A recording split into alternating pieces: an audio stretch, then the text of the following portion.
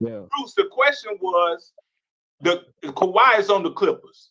He's not on another team. So how should the Clippers handle Kawhi this season? Since that's your favorite player, you say.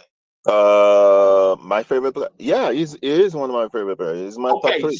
So this season, how should the Clippers handle Kawhi?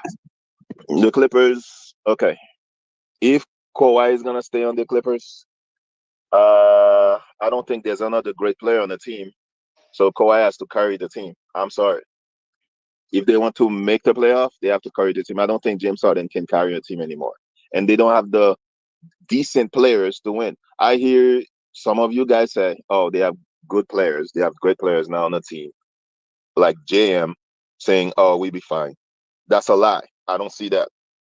So I see I don't think the woman beater is going to do much. Chris Dunn is a brick shooter. I don't see, and Zubac is gonna be like tired. There's no legitimate backup, So the team is gonna struggle if Kawhi doesn't play. I don't think he's gonna play at the beginning of the season. So it's a playing team. Okay, they're gonna be a playing team, you say. So what plan should they implement for Kawhi to get to the play-in? Save him for the second half of the season. Damn. Come on, man. So he shouldn't play the first half of the season? No, he's a part-time player. Okay. Come on, man. Come on, man. So you tell me, damn, man. When y'all gonna learn to ignore Bruce? He's a damn troll, man. That's what is that what he's doing, trolling? All right, I'm trolling. Come on, oh man, how fucking long you known Bruce to be on this panel, not knowing him as a troll? Like, come on. All right, I'm trolling. All right. That's crazy. Am I the one who said, "Oh, we're gonna be fine"? Even if you really felt like that, really, Let me give you a more realistic answer. Let me give you a more realistic answer, though, man. Was I the one who said that? We're gonna be happy. We're not gonna be 100 every year. What happened? Yeah, I said that. You didn't say that. Okay. I said that. Everyone who comes on the panel. I'm gonna win. The motherfucker got 3 years to play. So what? I'm gonna bet with you. We're gonna win the chip. All right. Okay, we'll make that bet. We ain't get to see it though. We ain't get. And the year card when he's healthy, we gonna win the championship. Bruce, if he's retired, then you gotta talk for him. He ain't retired. You guys cannot. You guys. No, you cannot. You guys have to remove the fandom hat from your head. You have to see Kawhi. It's not the same player anymore. It's over. I ain't the same player Canada anymore. It's not Canada. Kawhi. He was the best player in the fucking NBA for 2 months last year. United States Kawhi. Kawhi anymore. Bruce, you're the same guy who came on this panel and apologized to all the Clipper Nation because you move forward and okay, well, check this out though. First of all, you throwing too many big words at me. Okay, now because I don't understand them, I'm gonna take them as disrespect. Watch your mouth and help me with the saying. Okay, see, now you found yourself a nigga. You looking for a nigga? Nigga here now, see? My mind is so spectacular. Open up your aperture. You don't like the light that I be shining, bitch. You Dracula. Southern draw vernacular. Flip you like a spatula. Knew that I was built to put this word up on my scapula. I've been on this road so long, my tires bald. I don't wanna text and no, I don't wanna call. Came in this shit running, bitch, I don't know how to crawl. We ain't never folding them, holding the highest car. Look, okay, grew up running post routes. Now I'm on the cash route. Better call the plumber, that boy spitting like a bass spout. All these bad women in this club, fuck is you mad about? Word to all my estheticians, boy, I'm about to lash out. Straight from St. John's to the east side. Jigging since the knee high. Watch the way I put on for my state, nigga, yeehaw. Respecting no everything. Crazy how I made it to the league from the bleach eyes. Boy, my shit hair wrong. Black, rich, and bare arms. Smoking on that yogi, this shit stronger than some bare arms. Goku, I'm in rare form. You cannot prepare for him. When I swing, it's like a carnivore. This shit ain't fair for him. Brought intellect back to this rap shit. You niggas need chapstick. Shit been dropping way too long, and I'm the matchstick. You niggas Nickelodeon me. I'm more like Cap Nick. Cap a nigga, throw him in front of me.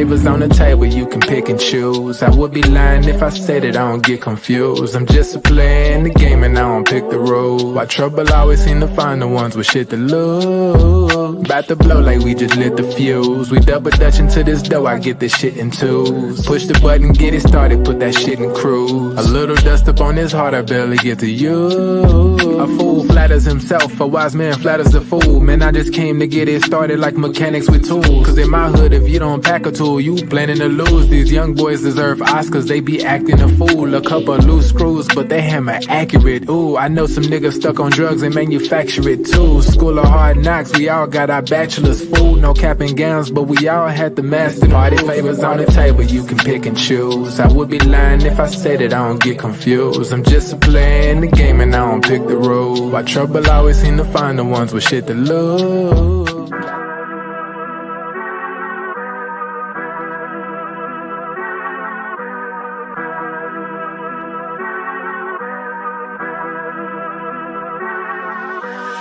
I'm dumb lit, it's about to be a late night. Fresh rack, shawty, show me what it tastes like. Niggas know me in my city like I'm Wayne Wright. Got them looking up to me and we the same height. Ooh, I got it bad, deep in my bag.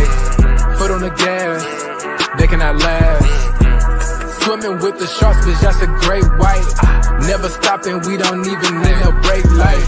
Say she don't smoke, but she always smoke with me, yeah. Back with Finny, yeah, back up in the ovaries, yeah. All my ops, they stay running like they over easy.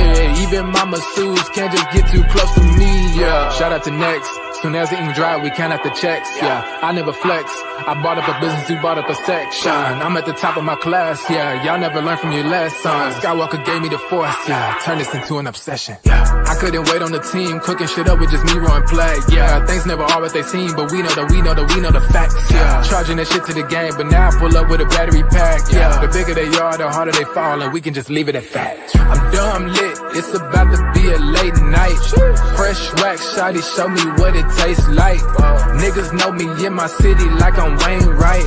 Got them looking up to me and we the same height. Ooh, I got it bad, deep in my bag. Foot on the gas, they cannot last. Swimming with the sharks, bitch, that's a great white. Never stopping, we don't even need no brake lights. Big bro, why they call you big bro? Every time we hit the bank, we deposit zip codes. Well connected with the streets like we out in Skid Row. What's good, everybody? Welcome to the Pull Up Show. I'm your host, Mr. BJ Matthews, aka B. Just before we get started, follow us on the YouTube page, the Pull Up Basketball Podcast. Like, share, subscribe. All of our YouTube videos. Hit that like button. Y'all coming here. Hit that share, subscribe. Hit that Cash App. $Slick Rick 1991 Son. $Slick Rick 1991 Son for our Cash App as well. If you guys do not have Cash App, you go to our super stickers and super comments that are available. Very simple. All you guys got to do is go into that chat box and hit that $ symbol. Y'all can donate to us at your own discretion on a daily, weekly, monthly, yearly basis. We definitely appreciate y'all coming in, man. Definitely supporting us, man. We're going to get this show on the road, man. Let's get it popping. Let's get into LA Clipper business. People in the chat, make sure y'all let me know that y'all in the chat. Let me read some of these people in the chat right now. Shout out to my man, Andre said practice. We talk about practice, man. Shout out to AI, Allen Iverson, legend, Philly legend. Go follow my boy, Andre76 on his page as well. DFJ Hoops, you know what I mean? Philadelphia 76er content creator, the best out there. So continuously follow him and support him as well. Long time on the Pull Up Basketball Podcast. There it is right there. Shout out to my man, the realist.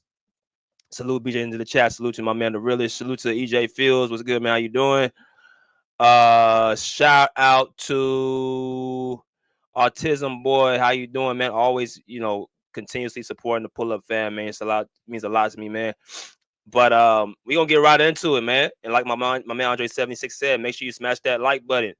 All right, do not leave here without smashing that like button. Wipe your future you into my house.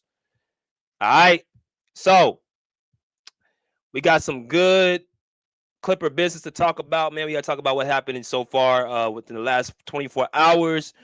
There was a return to the court of one of our best player, and his name is Mr. Kawhi Leonard, who has formally been cleared to practice as of yesterday, right? So he is now part of the practice team right now. We got him right now. We're playing. He's in the practice, and he's participated in there right now. So it's a good sign. Very, very great sign to finally see Kawhi Leonard back with the team somewhat. Now, the video I played earlier about before the intro was a clip from the preseason speaking about Kawhi Leonard's health, and what we presume to think, how he would be used and played and stuff like that.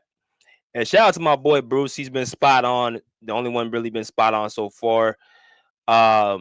He came out before the preseason and said that Kawhi Leonard would not be here really till Christmas.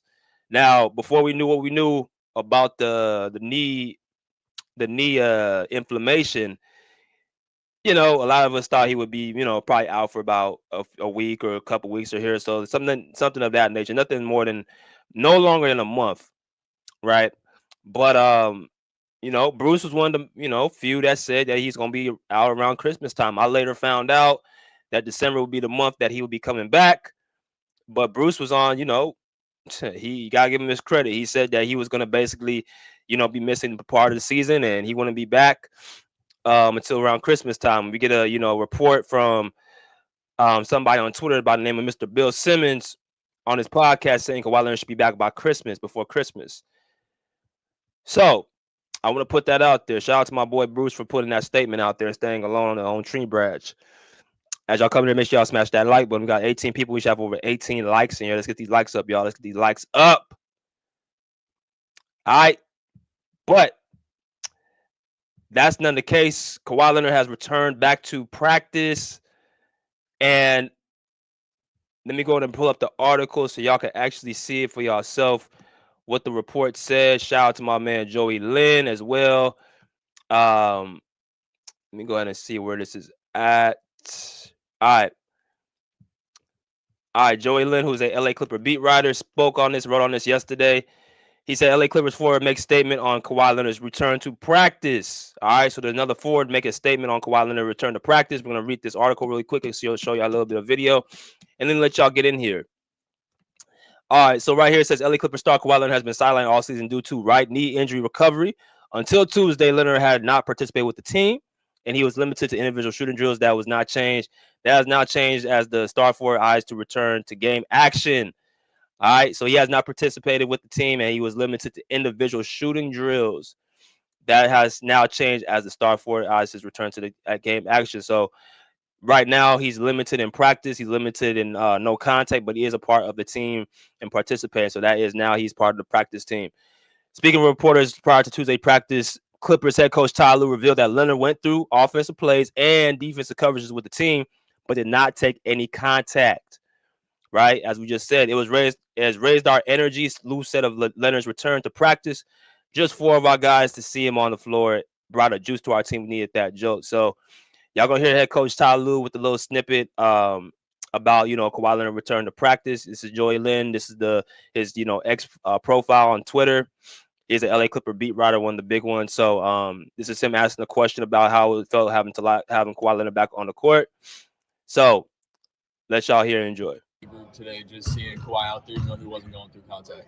Yeah, it was good. Like I said, it raised our energy. Just for our guys to see him on the floor, brought a juice to our team. And so we needed that jolt, especially going through the schedule we've been through. So it was really good to see him out there. You've spoken about it a little bit already, but what is his level of excitement like, just from what you've been able to observe, what he's seen from this group so far? Yeah, very excited. I think just us progressing. I think every single day, every single game, just trying to get better. But just defensively, what we've been able to bring, and he's really intrigued by that. So you add him to the mix, you're really good defensively. So we're excited for that. All right, so y'all heard it from the horse's mouth. That was head coach Ty Lue speaking about, Kawhi Leonard coming back on the court. I want to show y'all another clip of Ty Lue a few days ago speaking about hearing about Kawhi Leonard being back before Christmas time, via Bill Simmons. And he was a little bit, I guess he was trying to hide his emotions, or he was trying to act like he didn't know what was going on. But I want y'all to kind of see what, his different of his, outlet was on this interview, which is about, I think we're Wednesday. This is, I think, last Friday, after that report was made about Kawhi Leonard coming back before Christmas. I'm gonna let y'all hear what Ty Lue had to say about that. So here we go. Hey, sorry for interrupting. Isn't that annoying? What if I told you there was a way to get rid of ads like this forever? But he's just doing individual shooting stuff still. Yeah. Got it. Yeah. What are the boxes you want him to check? Get 100%. Get 100%. Like, I'm not a medical. No, I don't know. yeah. Like, you know, I'm not in there lifting him and doing all that. Like, he's out, he's getting better, he's on the floor, he's doing stuff, he's not ready to play. Okay, all right. Yeah. Then Thank you. I have a question about Kawhi too. Yes, One dude reported that he'll be available before Christmas. Is what? He'll be available before Christmas. I don't know. He didn't say Christmas 2026, but he did say Christmas. I don't know. 20, so you don't know about that. So Who said that? Bill Simmons. Oh, really? He says it's inside Clipper guy, so I thought that might be you, the inside Clipper guy. I put my name on it. So will he be I'm ready? never a source. No, you're an accurate source. Right? You are the source that's accurate. Put my name on it. Name on this. Will he be ready by Christmas? I don't know. Okay, then go Yeah, y'all could tell Ty Lue gets tired of asking the same questions. As y'all come here, smash that like button. You know, I had the last time I was in the media room a couple games ago. You could tell he gets the bombarded of the questions when it comes to Kawhi. When is he coming back? Is he coming back? When is he coming? Like, so now you're at a point now that he's possibly going to be returning before Christmas time, and here comes the spike in questions again about Kawhi. And this is something, again, I want to get too off kilter, but this is something that he has been having to deal with for the last 3-4 seasons. You gotta remember, Ty Lue ain't really had a chance to really have his team fully healthy since he's been a head coach of the Clippers. Think about that. He has not had an opportunity for both of his guys. I'm talking about when Kawhi and PG was here, that they were both healthy at the same time. Doc Rivers got that in the first season. His first season, he got those two healthy in the playoffs and the postseason. You talking about 4 seasons straight? He has not. Ty Lue has not had both of his guys healthy, so you could tell like there's a fire inside of him about having his guys healthy more than anything. That's the only thing he really talks about. He said on Stephen A. Smith's show. I think he said on Knuckleheads. He said, I just want to see it. I just want to see us got our team healthy.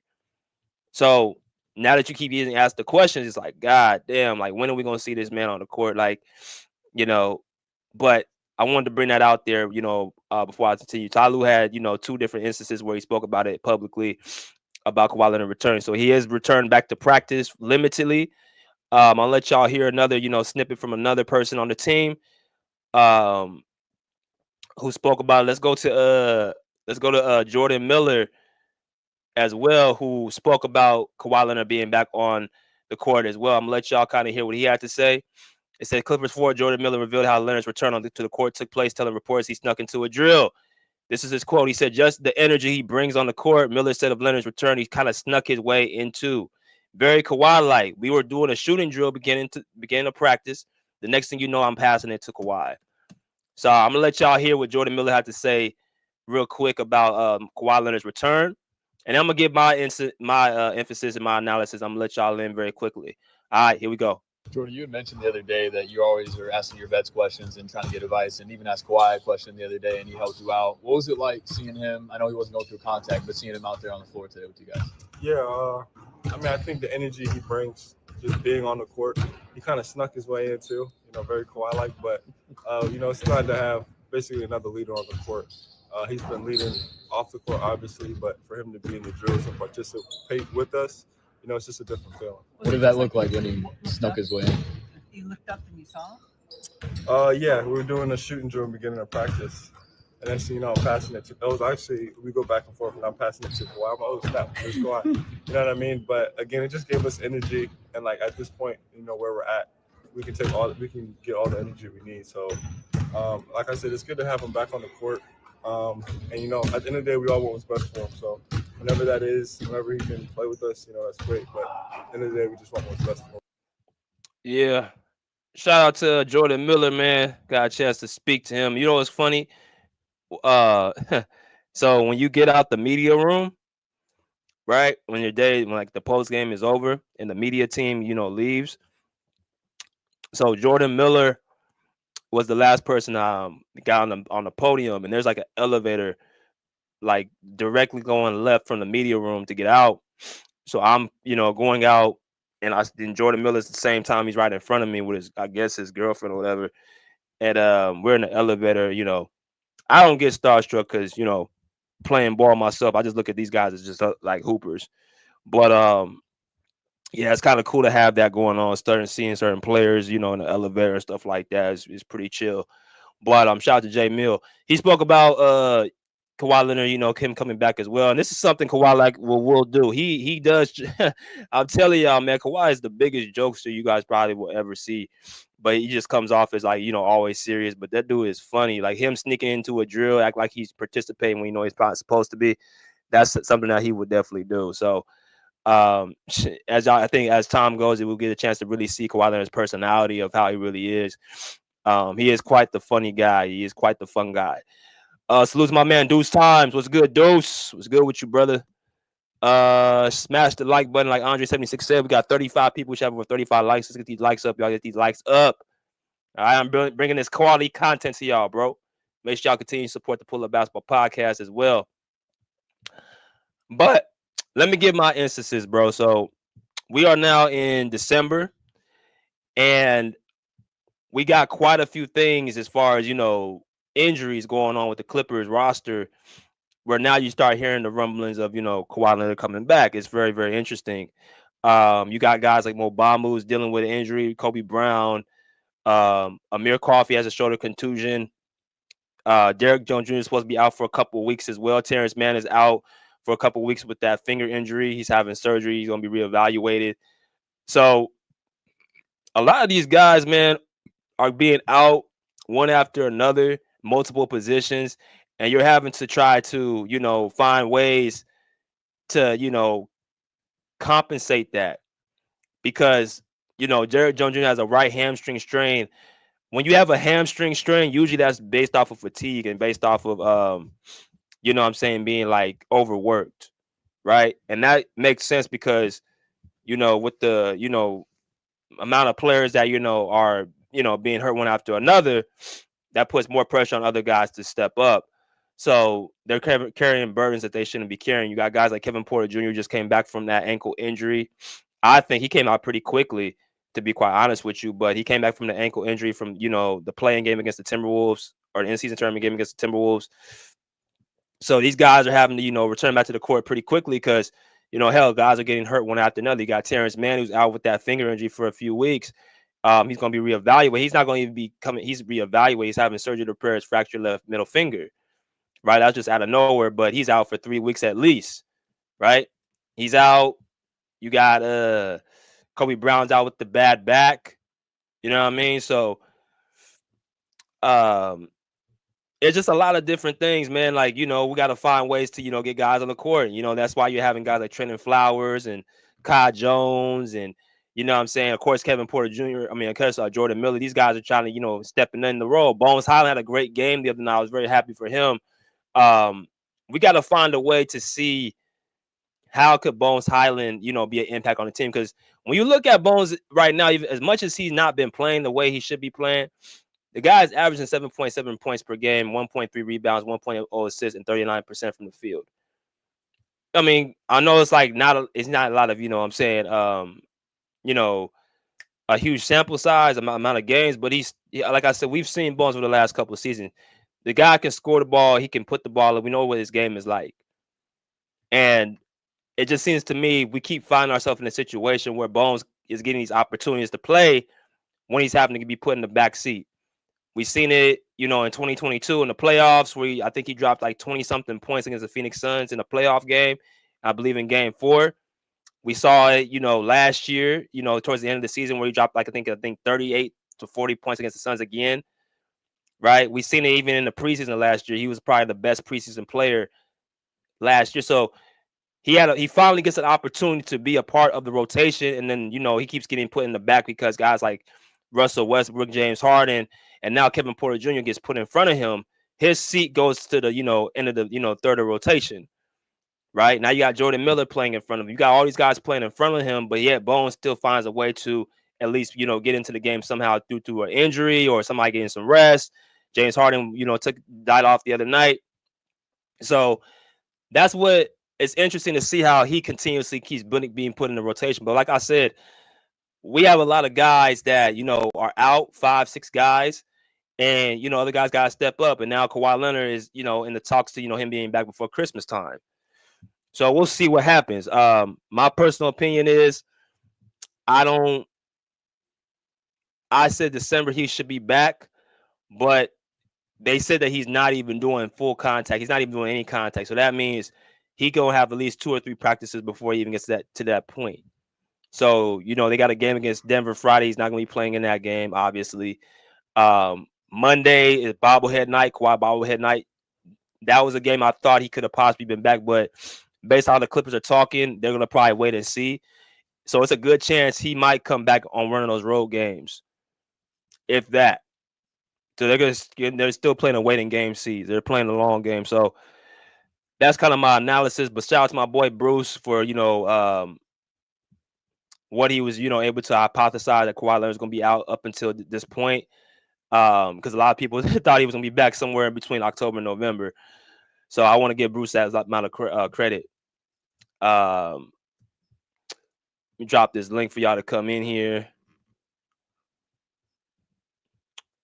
He said Bones had 22 points in 28 minutes last game. Yeah. And see, the thing about Bones is it's not empty calories. Like, he plays games and they're meaningful minutes, and he'll put up, he's trying to make an impact. Bones is one of the type of players, to me, when the competition grows, and that was the Houston Rockets, which is a good team. They're a top 3 seed in the Western Conference. And him and Dylan Brooks are going at it. Like, Bones is the type of player, man, all he needs is somebody to really believe in him and to kind of, coach him up, because he grew up playing on the blacktop. That's really how he grew up playing on the blacktop anyway. So he doesn't fear competition. So you got to let him, he's not afraid to go at anybody. But I do think he needs some type of, mentorship. And that's why I think, with a guy like Bones, you got to let him play. You got to, give him some, time to develop. Right? He said Bones is instant. Yeah, he's instant offense for sure. Definitely instant offense. He said Kawhi could turn December words. Maybe. He said which teams in the West healthy could beat Celtics, BJ? We can beat them. I think in a series, that's tough. I don't know. That's a tough question. We know Dallas can't beat them. Houston, it got to be a team that is good offensively and defensively that can beat Boston. I made the video yesterday about teams in the East that can beat Boston. It's the same thing in the West. If you're not good offensively and good defensively, and you don't have two-way players, and you don't have experience, and you don't have youth, you don't have a chance against Boston. They check pretty much every single box.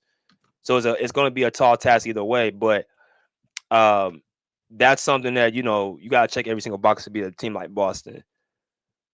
So, that is what it is. Let me look at some of these other comments. Salute to Roger Strass. I mean, this was salute. Y'all want to come in here, drop the link. If y'all want to drop the questions, whatever. Quentin Cornett said he'll agree with Kawhi coming back after the trade deadline in February. Nah, that's not happening. But I guess it's good conversation. He's coming back this month. I'm about 85, 90% sure he's coming back this month. That was the target date. Unless there's another setback. Unless there's another setback, he'll be back this month. It's just a matter of what time. He's already practicing, so he wouldn't even come. He's talking about February. That won't even happen. He'll be back before February and January, well before the end. So, yeah. Ooh, what's good, Ken? What's good, bro? What's the word? BJ, what's good with you, bro? How you living, bro? I'm chilling, bro. How about yourself? How you doing? I'm good, bro. I just been working and staying out the way, bro. That's good. taking you a day got? by day. But yeah, I mean, I really haven't been watching the Clippers, if I'm being honest. You know, I've been seeing, paying attention. That like, Oh yeah, y'all mic might. dropping. You can hear me? Yeah, I can hear you now. Yeah, hold on. Let me see my fix my mic real quick. All right, yeah, like I was saying, I've been seeing like I've been hanging in there without Kawhi. You know, Kawhi been out to start the season, but it's looking like the Clippers are ramping him back up and slowly bringing him back into swing of things. So we'll see. We'll see. It's gonna be interesting because I think the West is tough, bro. You got a lot of young teams who's hungry and they trying to prove themselves and they trying to win now. They not trying to wait till these niggas get out the lead. They trying to win right now. And like when Kawhi come back, I think he brings a different dynamic to the Clippers because he helps y'all defensively and helps y'all offensively. He takes the pressure off of James Harden, who's been getting a lot of defensive attention, and Norman Powell, who been getting a huge amount of defensive attention. I mean, they play teams are playing zones, boxing ones, or pressing him, picking him up full court, all types of defense, junk defense to slow him down because he been cooking. So I even though I'm not a Clipper fan, I actually want to see what's gonna happen, like how it's gonna look when Kawhi comes back because I think y'all gonna be a top 5, top 4 team in the West when Kawhi come back. If I'm being honest, because I think that's just how great that man is. The man is a top 5 player, bro. Top 5 production, bro. The problem is he has to stay there. He has to stay on the court. But when he's on the court, bro, we don't worried about what Kawhi's gonna do. We just worry, can he stay on the court? That's all I really got. And Ty Lue, I seen the interview the other day. He was talking about how he didn't go to the Lakers because they disrespected him. And like it's crazy because it shows you how much pull LeBron has, bro, because look, he was saying that LeBron literally called him like 2 times and was saying that how much you want? What do you want? What do I have to do to get you to come to the Lakers? And like Ty Lue was like, nah, man, I don't like how the Lakers handle the situation. I feel like I was disrespected as a coach, and you can't really do nothing, LeBron. They should have went about it differently and they didn't. So therefore I'm gonna go somewhere else. Yeah, he wanted he wanted him on the Lakers. That was interesting for me to hear because I didn't know LeBron had that much respect for Ty Lue to like try to call him to try to stay on the Lakers and get hired. But I mean that's what happens when you feel like you're a championship coach. He stood on his word. He said I don't want to go to a team that don't respect me. That's kind of what that whole situation was. So And there was some shit with Kyrie too, because he was supposed to coach in Brooklyn, but something happened. Like I guess him and Kyrie didn't end on the best of terms in Cleveland, and like KD wanted Ty Lue in Brooklyn, but Ty Lue and Kyrie Ty Lue wanted to have a sit down with Kyrie, and Kyrie I guess she didn't want to have a sit down, and didn't want to talk to Ty Lue. So I guess that's what happened in Brooklyn, and that's why Ty Lue ended up going there, because Kyrie and Ty Lue, I guess something happened where Kyrie felt disrespected in Cleveland, and him and Ty Lue didn't really end on the best of terms, and then it kept going and then the beef was still there even after Kyrie left Cleveland. So I mean, it's a lot of stuff we finding out after like years after the fact, bro. But I still think it's more stories you're gonna hear, like probably once this season ends. Because you got the LeBron trade rumors, like he might get traded, but I don't think he's gonna get traded though. That people talking about it, I think he's gonna stay with the Lakers. The only person I think I might get moved is Jimmy Butler. I think he might get moved. Speaking of which, this Quentin Cornett asked, he said, would you trade Zubac, Powell, Bones, Coffee to Miami for Jimmy Butler? He's dependable in the playoffs and we have enough depth to do it. You're gonna hurt your depth though. You're gonna lose that. You got to keep Zubac, bro. You gotta keep, because he's your depth. Yeah, that would be somebody. I would do it, but I wouldn't trade Zubac out the way. But Powell, Bones, and Coffee for Jimmy Butler, yeah, hell yeah, I'll do that. Because Jimmy, he gonna give you offense, he gonna give you defense, and he proven in the playoffs. Like him and Kawhi, they're both two-way elite players. So you make up for Powell, Bones, and Coffee's offense and defense. But Zubac, you don't get rid of Zubac. You got to throw somebody else in there. I don't think you should get rid of Zubac, but I think Miami wouldn't let Jimmy Butler go for that package. Yeah, they want young talent. For like Golden State with like Kuminga, they want something like that. Or like Houston, they would want like something like like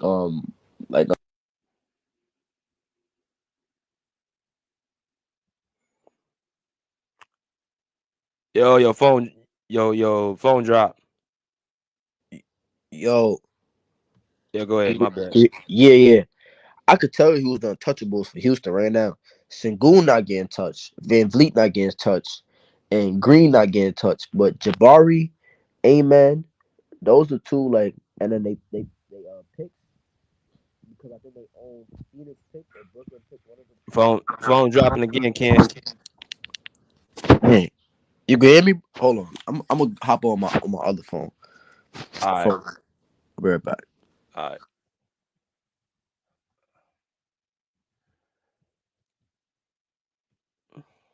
But yeah, dude said not trading Powell for Butler.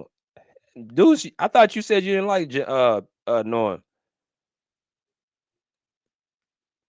I thought you've been all over that trade. I would do it. I would trade I mean, I love Norm, but I mean he's a playoff performer. And he can cover up for Harden, I think, better defensively than Norm. Only problem with Jimmy is I mean, ain't really no problem in the postseason for Jimmy. It's more in the regular season he don't play as much. He's just like kind of like Kawhi, but I like the Jimmy's one of my favorite players. He's gonna always come. He plays winning basketball, and him and Kawhi are kind of like similar in that aspect. So you put them beside each other. I'm not saying it's Kawhi and PG, but it's pretty damn close. That's pretty damn close, and that's a successful duo. I would do that move. I just want to put Zubac in that package. I want to put Zubac in that package. All right, Ken, you there? Yeah, can you hear me? Yeah, go ahead. I wanted to ask you a question though, BJ. Was you at the opening night game? Yeah, I was there. Like live, like you was there in person. Yeah. Oh, because I didn't get to speak to you about it. Like, what was your takeaways from both sides, from Clippers and Suns, and the new arena, and the crowd, everything? Give me your whole breakdown. Well, the arena's dope. It's first class. Everything is brand new. Everything is dope there. The home locker room, the away locker room, the media room, everything's dope. The crowd base is not as thick because it's like the parking I think is so expensive and stuff. So it's gonna take some time to get that arena filled out. But other than that, it's a dope arena.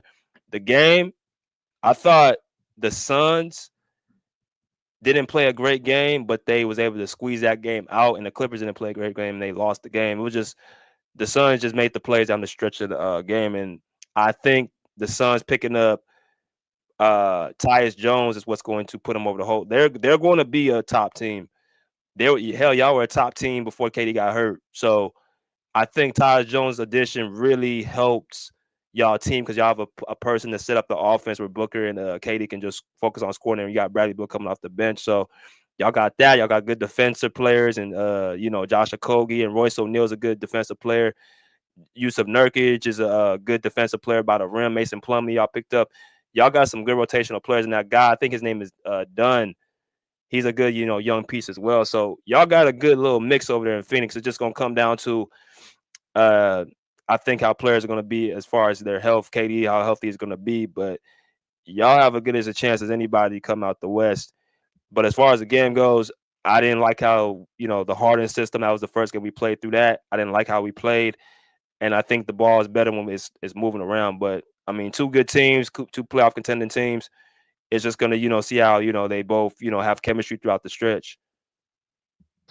And how did we look as like defense? How did the Suns look defense? Did they look like they played defense or they didn't care? Lackluster? How was it? Communication, everything. I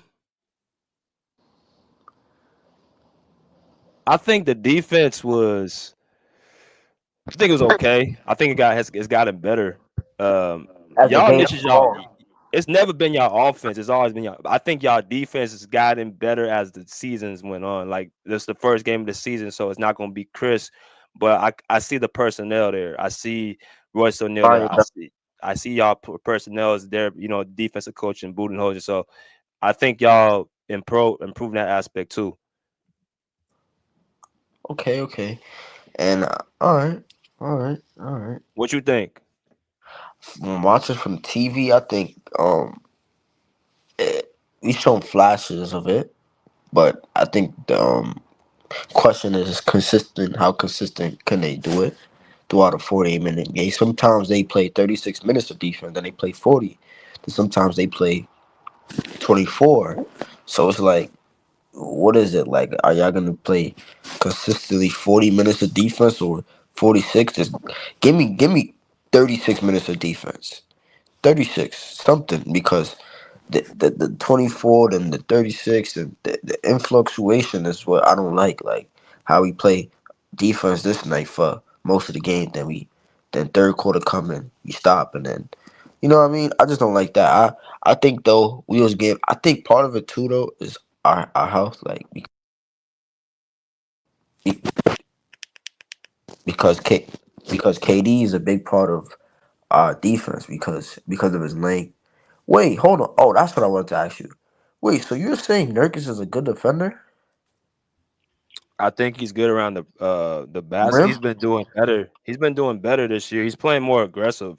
Like he used to get pushed around to me, but he's playing more assertive this year. I don't know if it's because of the help around him, but I think he's playing a little bit better defense. So he was playing good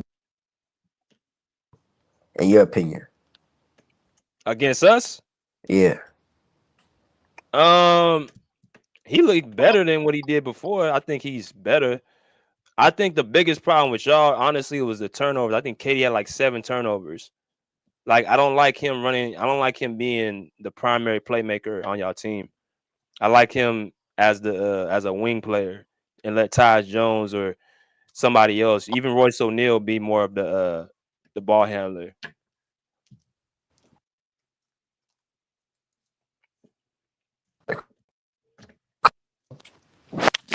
Every time you look at that game, every time we went on a run is when you took the ball out of the big three's hands and made them play off the ball.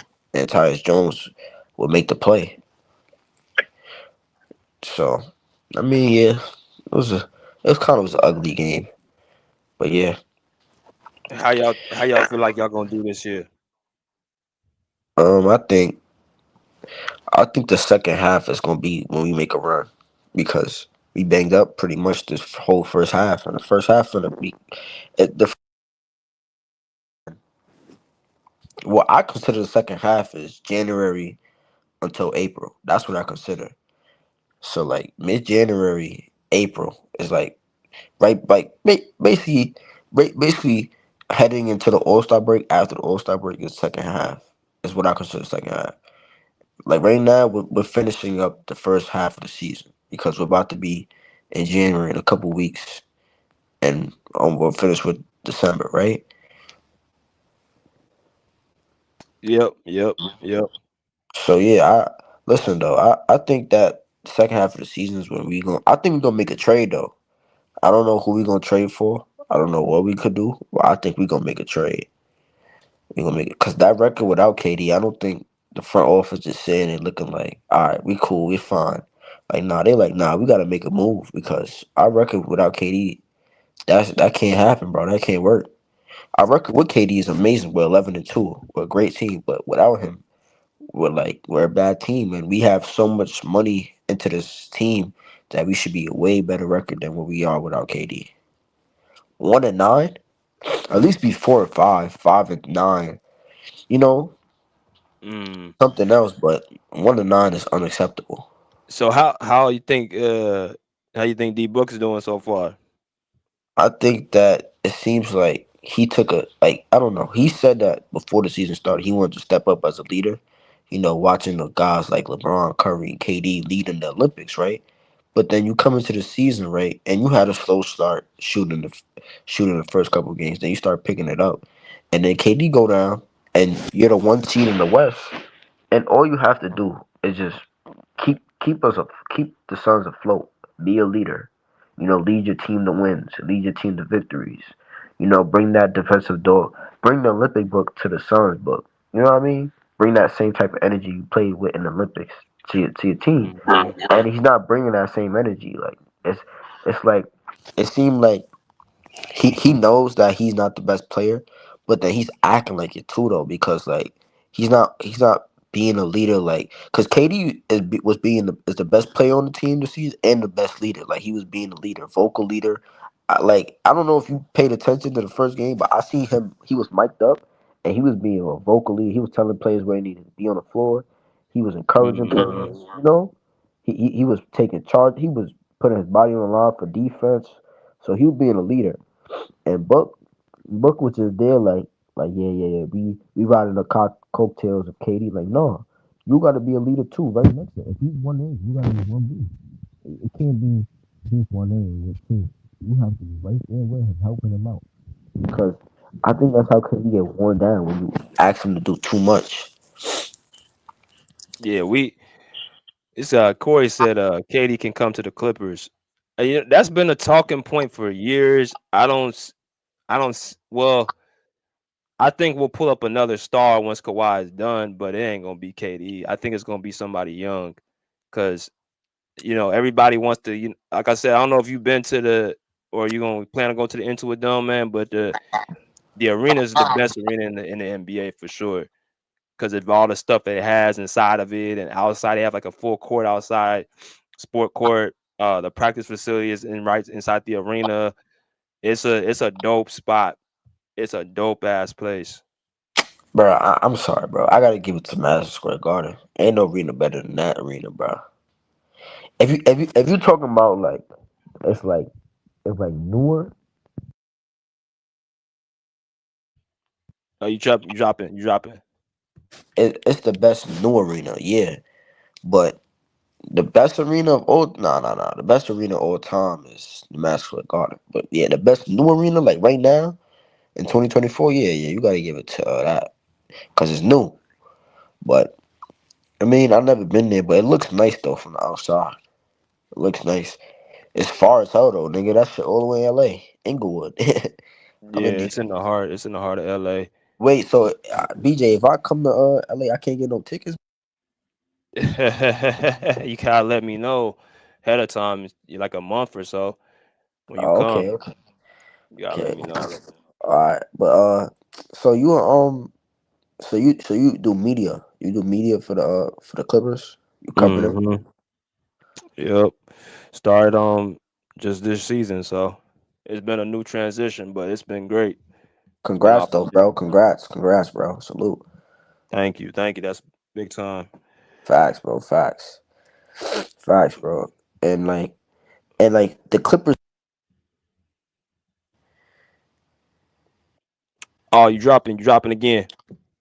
No, I'm saying like so you get paid from the organization, right? Or like how does that work? Cause like what if I want to go into like media journalism? I mean, it can be a bunch of different avenues. Sometimes it's from the Clippers, sometimes from a third party. It just, you know, like Joey Lynn, like some of our other beat writers, like Joey Lynn and Law. Joey Lynn's with Sports Illustrated, Laws with the Athletics, so they get paid through those corporations. But you know, some people like in the radio, like my man Adam. I don't know if you know any of these people, but he gets played by the Clippers in general. So it just all depends, well, like who you're affiliated with. You know what I Yo, mean? It's yo, good. did you get a close up to KD? Like, is he 7 feet tall actually? Or he's like six Yeah, ten? he's well 7 foot. Yeah, he's a pole. Damn.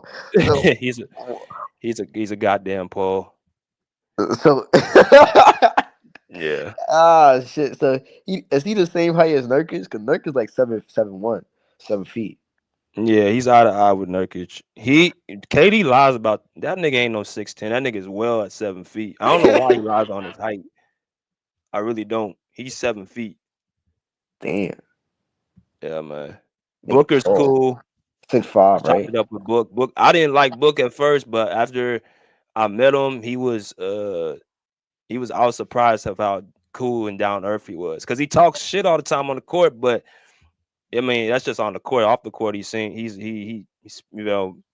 and all that. So I became cool with him. But What about Bill? You ain't run into him though, right? never ran into Bill. He's kind of to himself. He kind of For be to his real. own. For real. Yeah. So what about KD? Did you run into him? Yeah, KD ain't messing with you unless you in his circle. He might give you a nod, what's up, but he ain't finna go out his way to talk to you. That's not Booker will go out of his way to talk to people. Oh, so KD's Booker kind of to friendly. himself. Something like Bill and KD similar. Like they be in their own circle. They don't go out their own. Mm-hmm. Oh, Skills, your mic in. You gotta reconnect, bro. Try to come back in again. I'm gonna remove you from the studio. Come back again. Click the link again. Wait, so how tall is Booker? Like 6'5"? Yeah, he about what's about tall as Book? Yeah, about 6'5", 6'4", 6'5". And Bill like 6'3", right? Bill's 6'3", yeah. Bill's 6'3". So I mean, KD's 7 feet. I mean, our team is not small. We got a big team. I don't know, bro. Yeah, man. Wow. When y'all played us in that first game, bro, it seemed like as soon as y'all started getting physical with us, we started struggling. We started turning the ball over like crazy. It just became ugly. Now we still pulled it off, but it was an ugly game for us because when teams get physical with us, for some reason we can't fight through it, or we have a hard time fighting through it. And part of that is like we don't play hard on defense. Because I think if you play defense, even when the team being physical with you offensively, it's gonna help you because you could get in transition, you could get easy buckets. Mm-hmm. You could also frustrate the other team. But when you don't do that, it's just like other teams are gonna have the advantage because they're like, oh yeah, if we get physical with them, they're not gonna get physical back. So then the refs going every time we try to fight back, the refs gonna call foul. So we at the disadvantage. Mm-hmm. For sure. Maddox said, "Do you like the Clippers' chances over the Celtics, BJ?" It's like I said, we can beat them. It's just, it's gonna come down if Kawhi's on the court. If he's there, we have a chance. If he ain't there, we got no chance. It's all it's been the last 4 years. Is him be on the court. If he's on the court, we got a chance against anybody, in my opinion. The NBA is wide open. The West wide open. Everything is wide open again, bro. It's up for grabs again, bro. Because Boston is not the same team. They dealing with injuries. Porzingis has been. I think he. No.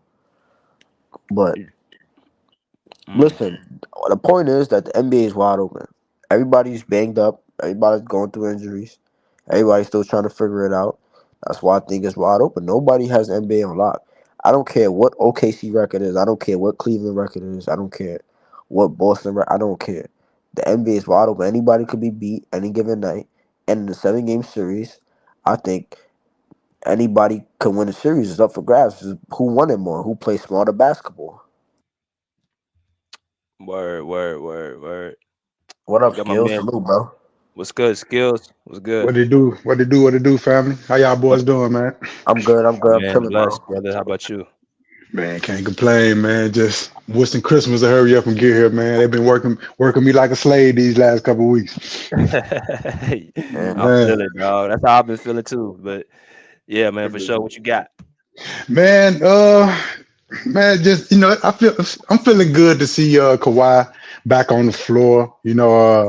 I want him to come back soon, just for my own selfish reasons. I got tickets to that Memphis game on the 23rd, so I would love to see him in action versus Ja, because I went to that game last year, but Ja was out. the Clippers, our full team was there, but Ja was missing, and a couple other people was missing on the Memphis team. So it was kind of bittersweet. It was a good game, but I knew we was gonna win. It wasn't competitive, and I like competitive games. But as far as Kawhi, man, it just makes me mad, man, because I don't know. I think it was you I was talking to, BJ, when I told you that he needed to wear a knee brace.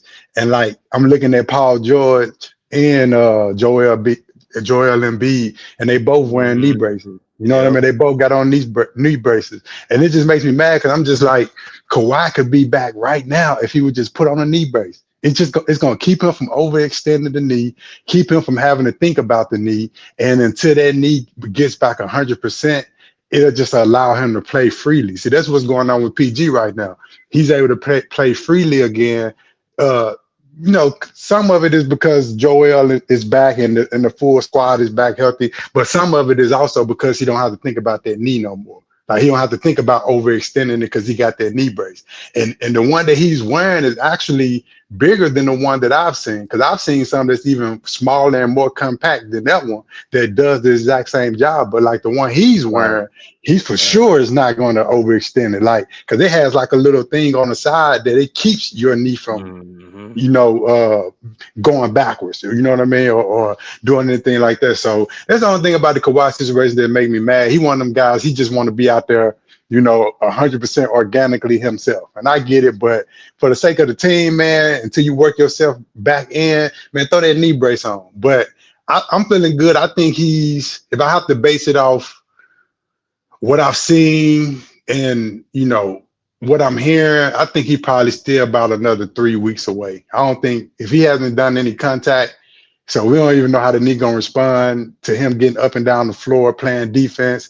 And Kawhi, one of them guys, he don't know how to play halfway. Like when he out there, he gonna be playing defense. He gonna be scoring. He gonna be doing the whole nine. He don't know how to do 70%. That ain't really his style. You know what I mean? So I think he about another 3.5 weeks away. I wouldn't be surprised if he came back late December, early January, even though I wish he would come back on the 23rd.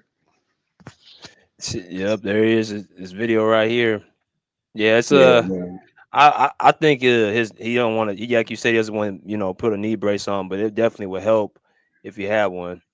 Man, but it'll allow him to play so free, man. Like if he could just, the thing is, BJ, he don't even have to keep it on for the whole season. Just throw it on, and so you can come back a little bit sooner and work your way back into shape without, risking re-injuring yourself. That's all the knee brace is going to do. And then once you feel like you back 100%, take that motherfucker off. It ain't that big of a deal. Yeah, exactly. And that's the point. That's why I'm saying I think that's what PG is doing, because it's like, look, if it can help me play and I can, at least get used to it, and then like I could take it off the middle, like that's better than keep having to possibly hyperextend your knee. Like it's an easy fix. So I don't know why Kawhi don't do that.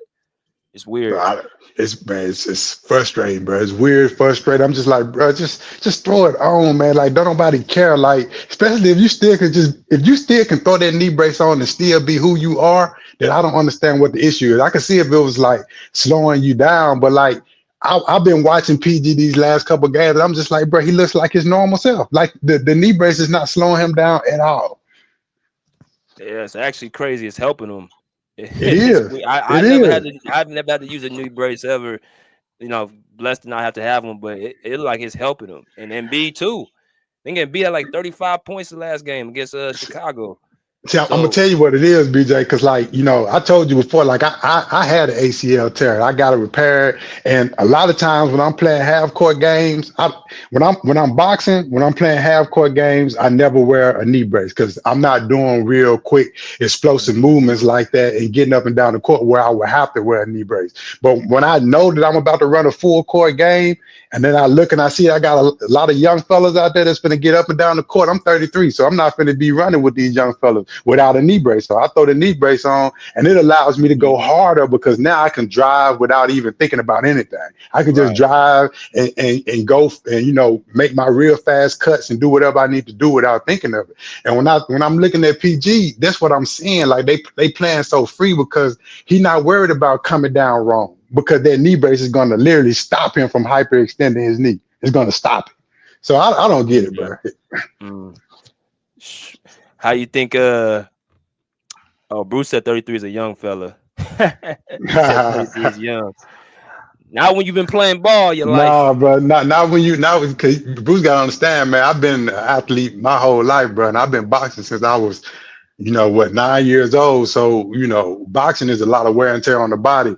Because you gotta be conditioned, but then you also take an abuse more so than in any other sport outside of like mixed martial arts. So like you gotta be prepared, you gotta prepare your body to dish out punishment and take punishment. You know what I mean? So that take years out of your youth. For sure.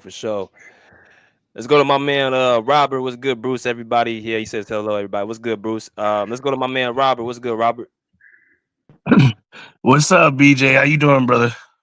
Oh man, I'm blessed. How about yourself? Man, same. What's up, everybody on the panel? Skills, Ace. What's up, Skills? What it do? Skills, man. Last time I was on the panel with you, you said some really good stuff, man. You were talking about adversity for the Clippers and shit, and I loved it. You were right. You're right. We needed that adversity. Nah, man, we finna go through some more right now. We've been lucky up to this point not to have a whole lot of injuries, but it seemed like we're getting hit by the injury bug, which is cool, man, because we got people that can step up. I'm expecting some big games from Nicholas Batum. I'm expecting the young kid Miller to step up. I'm expecting Mo Bamba to step up. I would actually like to see a combination of Mo Bamba and what's the other kid we got that's 6'11"? I can't think his name right now. Ooh, shit. Who are you talking about? The young player. Kai Jones. I would love to see a combination of Kai and Mo Bamba. I don't think the combination of Kai and Zoo will work because we have a spacing issue. But since Mo Bamba can shoot the three, that kind of allows Kai Jones to roam a little bit. And I don't want to see them play long minutes. I just want to see about a minute or two just to see what it looked like. But man, I think we're gonna be fine, man. Adversity is a part of life. You gotta deal with that. Thanks. And hey, man, bro, I just honestly, like going through this injury bug right now, I honestly gotta say, man, the way our players been playing, do we really need a trade? I've been saying it from the beginning. Absolutely, we need a trade. Of course, we do. So who we need to get rid of? Oh, that's crazy, man. I feel like everybody just need time. In my opinion, you got to get rid of Bones. I like Bones, but Bones don't play no defense, and he's real small. Yeah. Of course, PJ Tucker, but see, the problem is, what's the issue? We have a lot of contracts I don't think anybody is going to want. So it's like, I don't know. We just got to see at the deadline. But yeah, hell yeah, we definitely got to make some trades. I'm cool with making the trades, but like I don't want to give up any of our pivotal pieces. Like I'm cool with the people that you named, PJ Tucker. I'm cool with Bones. I'm even cool with KPJ. I done said that multiple times. I'm even cool with him. I think you can move those three without really changing the core of our team and like who we are. But like if you start trying to move some of our defensive pieces, I hear people saying T-Man, man, y'all crazy. Man, I'm not getting rid of T-Man. Hey, you see with T-Man out? Hey, with T-Man out, man, you could tell without his defense being our team look totally different. But you know what it is though, bro? I said this last time. When people watch basketball these days, they only watch the offensive end. And you look at T-Man, and it's clear to see what he's not doing on offense. He kind of hesitated in his shot. He kind of out of sorts a little bit. That's clear to see. But one thing that's never up and down with him is his defense. His offense is not tied to his defense. He's gonna play defense regardless all the time. You know what I mean? So it's like now that he's gone, you see that void that we're missing. Like, okay, how are these guys just getting to the basket like this? What's going on in that second lineup?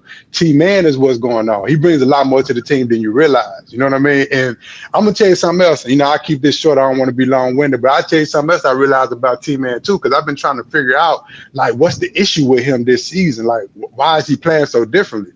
And I realized what it is. T-Man doesn't do well with internal pressure, but he does well with external pressure. Meaning, like if it's a game 7, if you're going against another team or it's a rivalry game, he'll show up As long as he know that his coach believe in him, as long as he know that his teammates believe in him, he'll show up and show out. But he don't do good with internal pressure when he got to fight for his spot, when he worried about, whether he going to get minutes or not, or whether he going to get yanked if he make a bad play, if he worried about whether the coach is going to, losing confidence in him and stuff like that. He don't do well with that type of pressure. And that's what I'm noticing with him. Mm-hmm. All right, so look, check it out, bro. Shit, you got all this assertion of Terrence Mann. Where's Terrence Mann prime at? Terrence Mann's like almost 30 years old, bro. I haven't from Terrence. So, listen, BJ know how I feel about Terrence Mann. I hope we trade him. I hope we trade him. I want him to be traded. So my question to you is like, what do you want from T-Man? Because we need role players. Like, here's the thing, right? I don't think it's gonna happen, but I would like a player like I would like a Kuzma, somebody like that. I even would like what's that dude on the Heat, man? I'm on Miami too. Duncan Robinson. I would like a Duncan Robinson. Listen, I would like a guy that I know he's gonna show up every night. The problem with Terrence Mann is you don't know if he's gonna show up every night. Like I always tell people this. This dude has been playing for us for how long? He hasn't gotten better. Like I haven't seen a leap in his offensive game. Like I said, it's still before he got hurt. Truth, he was starting to show up. But listen, I would trust Kevin Porter Jr. over him. I'm gonna be honest with you. Oh no! Oh no, sir! No, sir!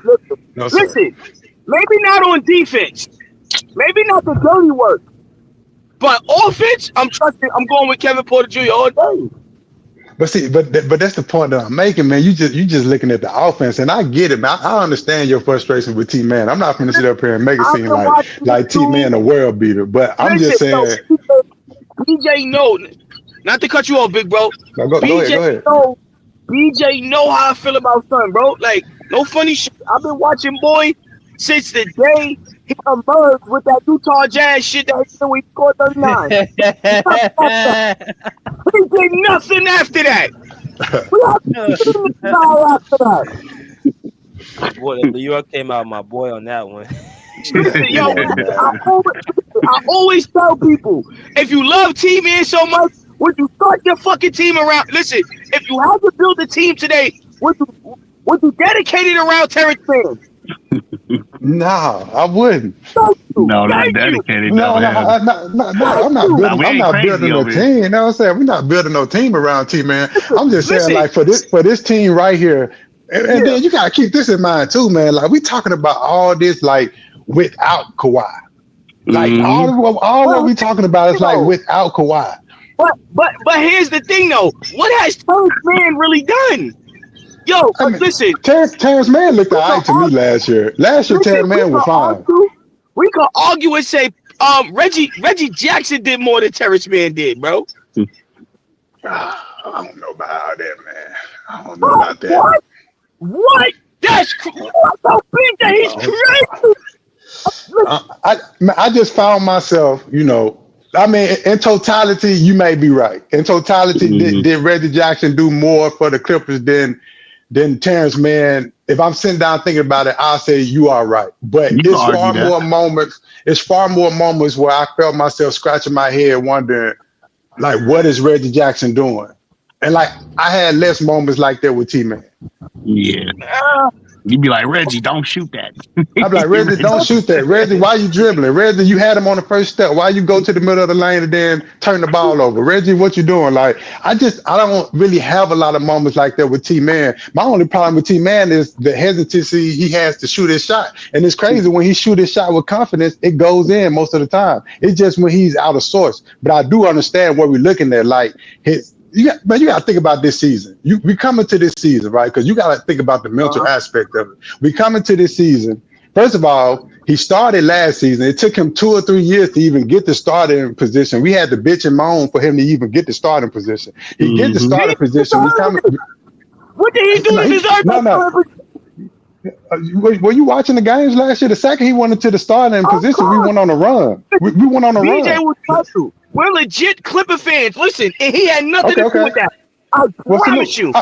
You say he had nothing to do with it? Come on, man. He was in the starting lineup. Now, come on, bro. He had something to do with it. Now, come on now, bro. See, like, he had something to do with it. But like I said, coming into this season, bro, now you got Norman Powell talking from the preseason that, hey, man, I want to be in the starting lineup. So that's automatic opposition to T-Man being in the starting lineup. Then you bring in two people that do essentially the exact same things that T-Man do. You bring in Christopher Dunn, which is a defensive stopper, does the same thing that T-Man do, play the lanes, and then you bring in Derrick Jones Jr., who does the exact same thing that T-Man does, plays defense and probably knock down the open three. So now you have Paul George gone, you have Kawhi gonna be out, and it just puts T-Man kind of in a weird predicament where he's trying to find what exactly his role is going to be on this team, because this is not the exact same team.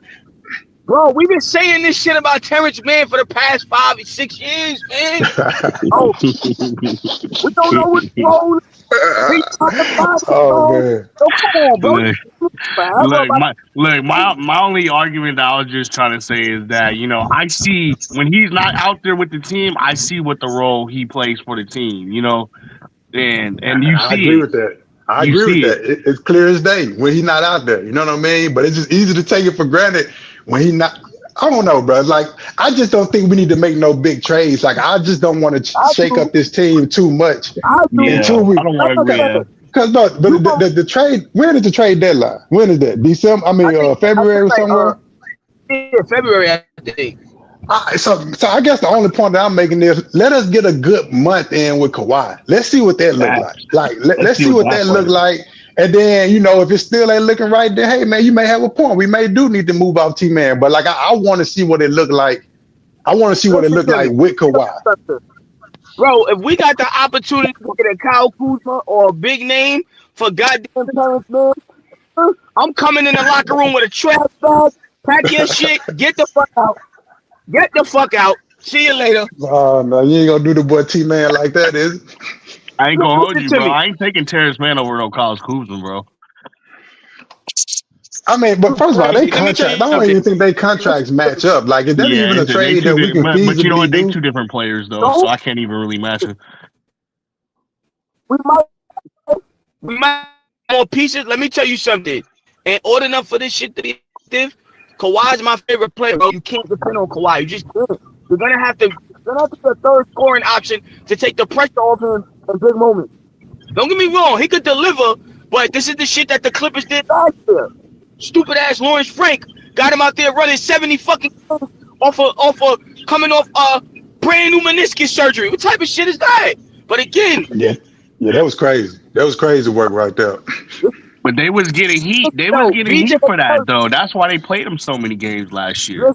But see, that's why you can't. That's why you can't base your decisions in life off of what other people thinking and what they're gonna do. Because Kawhi gonna be damn if he do, damn if he don't. You know what I mean? Because like if he didn't play, we was like, oh, he always making excuses. He don't play, and then he get out there and he play, and we see how he looking, and now he like, oh well, he should have been out there. You know what I mean? You can't have it both ways. So that's why you gotta put your health over everything. Like that's the main problem that Stephen A. Smith got with Kawhi, that Kawhi pays his ass no attention. That's the real issue that Stephen A. has with Kawhi. That's the issue. Right. If anybody's wondering what the issue is, it's because everybody else gives Stephen A. that attention. Right. But I agree with Kawhi. When you talking that bullshit, ain't nobody I'm not finna. Why would I give you attention? And that makes it worse. That makes it worse for a guy like him. He's like, damn, why ain't you paying me no mind? Everybody pays attention to me. Nope. Exactly. But you know about it to me. Like, I'm not gonna give you that acknowledgement that you want, because that's what you want. Saying shit like he the worst superstar in history, because that just sound like crazy. That's some clickbait. You know what I mean? Yeah. Like, it's like, come on, dog. You can't really believe that. Yo, listen to me, bro. I'm fuck Stephen A, bro. That nigga ain't the voice of nothing, bro. He just some old nigga that from ESPN. Nobody care about that old nigga. Nah, I agree with you 100%. Yeah, I agree. That nigga can't even dribble a basketball. This is the way I look at it. If a nigga can't dribble a basketball, Don't talk nothing about basketball if you can't put a basketball between your legs, bro. I tell people that shit all the time. Nah, salute to you, because bro, you know what it really is. You can tell when you talk to somebody who's not an athlete, because they be thinking this shit like a video game where you can go cut the stamina off and the person can just run up and down the court unlimited and never get tired. You know what I mean? And just do all this make believe shit and go out there and play on the torn meniscus and still drop 45. Like, I can tell motherfuckers they never been punched in their face. I can tell that they ain't never played a full game of basketball. I can just tell because by the way that they talk about sports and their unrealistic expectations. You know what I mean? Like, it don't even be making sense. Hey, Skills, they trying to turn it into a basketball game. I know you don't see the shit they be trying to do now with the NBA.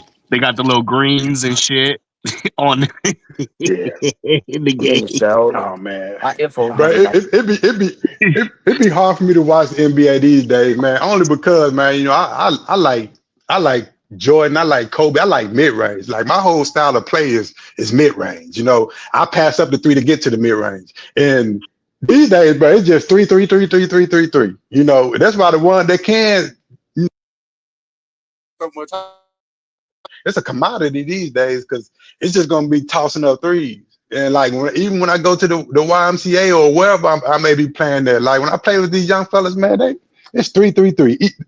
An easily predictable game. You know, I just stand there ready to catch the rebound. You shooting from the logo like you Steph. I know that's a brick, you know what I mean? So I just stand down there, catch it, and, you know, get back up the floor. Like, it's predictable. You know what I mean? It's predictable, man. Yeah, that's why you can't even be up 25 anymore and be comfortable, you know? Agreed. You know, shoot yourself out there, but it's just I guess I'm excited about this season more so than I have in a minute because the teams that are considered the best, they are defensive stoppers. You know what I mean? And it's been a minute since it's been like that because I think defense, man, you see if you go back and watch them old Bulls team, man, like, man, their defense was crazy. I seen one possession where it took the other team, I forgot who they was playing, but it took them, I think, 6 possessions to get it past half court. The first 6 possessions, the Bull didn't even let them get past half court. I'm like, man, this shit is crazy. Like, you know, but to see defense like that now, like OKC, the Clippers, you know, even the Houston Rockets, they got good defense. Then you look over there to the out east, you got Boston, they got good defense, and I'm just like, I'm liking what I'm seeing. Like people paying more attention to defense, and they, you know, purposely drafting and picking up players that love to play defense. You know, and they're starting to see like you get enough defensive stoppers because really all you need is 2 prolific scorers and a lot of 3-and-Ds, but like a lot of people that really love to play defense, and you got a chance for a championship. Like all this, you know, big 3, all this stuff. I just never really believed in it like that. Like you get you 2 good all-stars. I'm talking about like legitimate all-stars, and surround them by role players who really know their role, who really enjoy playing defense, who accept what their role is. Man, you can compete for a championship. Hey, BJ, can we all agree that we all knew that Kawhi Leonard was coming back when he got his braids in? Can we just say that? Yeah, we can say that. His braids was done. I was like, oh yeah, he ready to start coming back. Yeah, for sure. That's the cat in the bag right there. That's the giveaway. Once he does his hair, yeah, he's ready to pretty much get back on the court. When his hair is all over the place, though, he's chilling. But when he's braided up, he's ready to come back. Hey, it seems like the Clippers is. I was watching the game the other night against Houston, and during the commercial break, they were talking about the Kawhi bobblehead. I'm wondering if the Clippers are expecting him to come out when they're gonna release that bobblehead. I don't know what game it was. They said they was doing it, but it's in a couple weeks. Is it Monday? Against the Jazz, yeah, that's probably at night. Yep. I don't know if it would be that quick, but it was just interesting to me. The Clippers were like trying to put out his bobbleheads and shit. You know what I'm saying? But I don't know. That was just a conspiracy theory.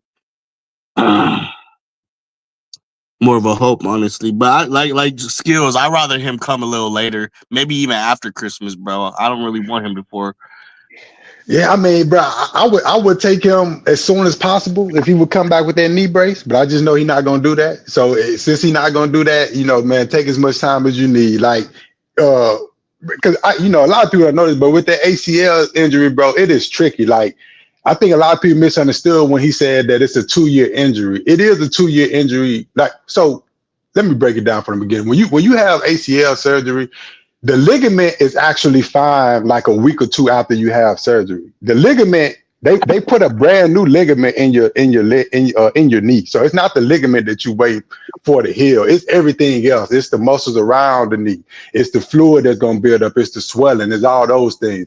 I was able to resume activity 7 months post-surgery, but my doctor told me that you have a high chance of re-injury up to 2 years. If you don't re-injure your knee up to 2 years, then from that 2-year mark going forward, you have a higher chance of getting back to who you were 100% of yourself, and you don't have to really worry about re-injuring yourself as much. What he meant when he said it was a 2-year injury is you have that window where you don't need to re-injure your ACL, because you can re-injure it from that 6-month mark when they tell you that you can resume activity to that 2-year mark. If you injure your ACL again within that mark, then it's like you starting all over again. So I think people just took that out of content. It's just a 2-year in the aspect that you don't want to re-injure it. But it's a tricky thing because your pre-workout gotta forever be different. You know what I mean? You gotta forever get there 30, 40 minutes before you doing whatever you're doing. Like my days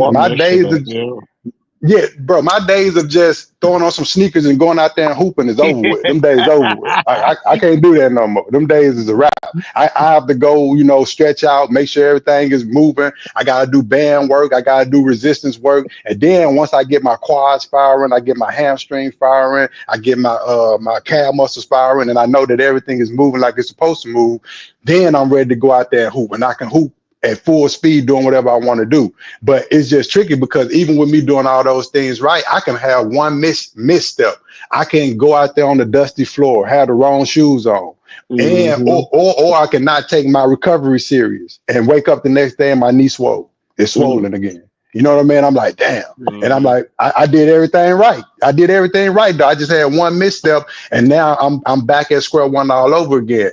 Lucky for me, I had a good surgeon, so I never re-injured my ACL, but I do have moments if I go extra hard where my knee will swell up on me a little bit. It's not nothing that's gonna sideline me for weeks or nothing like that, but I will be, have to chill out for a day or two until I can recover. So it's one of them things that he'll have forever. That's why it irks me when I'm just like, bro, just put a knee brace on. But I do got a question for y'all though, because when it comes to stuff like ACL injuries and stuff, the shoes that you wear are very, very pivotal. Yeah. I wear mids. When I hoop into this. And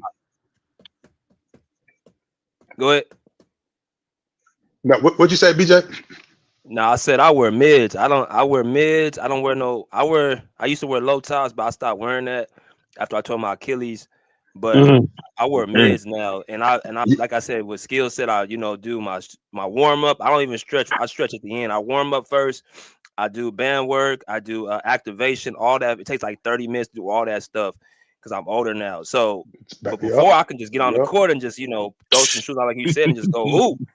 And you can play on the blacktop, you can play in the gym all day, like 7-8 hours at the gym in the off season, you know what I'm saying, with your boys and stuff. And, as you get older and you have these little knick-knack injuries, I mean, you got to take care more of your pre-recovery. You got to eat better. You got to get your rest. Like, everything plays a part, man. Like, they've been playing a long time. Bro. So okay, so I got a question for you guys, Dave. Since you guys gotten hurt, you know what it's like to, play basketball and get hurt and then have to come back. When does mentality play a part after? Because, you said all those things, skills. What about your mental? When do you think you're fully mentally ready to come back from an injury like that? So for me, like when I got cleared after 6 months, I started doing light stuff like jogging and stuff. But I never went back to a boxing gym. I never really played basketball other than getting shots up because I didn't fully trust it. But to answer your question, it took me about a year and a half before I really felt 100% faith in my knee again. And that was after me, after I started back squatting, after I started back running, after I gradually started back sparring, after I gradually started back playing, games of 21 and 36 and stuff like that. And then after I kept proving to myself over and over again that, like, okay, the knee is fine. And then kind of like how BJ just said, I used to wear low tops as well, that I went to mid tops. I realized that mid top kind of helped me. It kept me from overcompensating on my right leg because my left leg was the one that I got the injury on.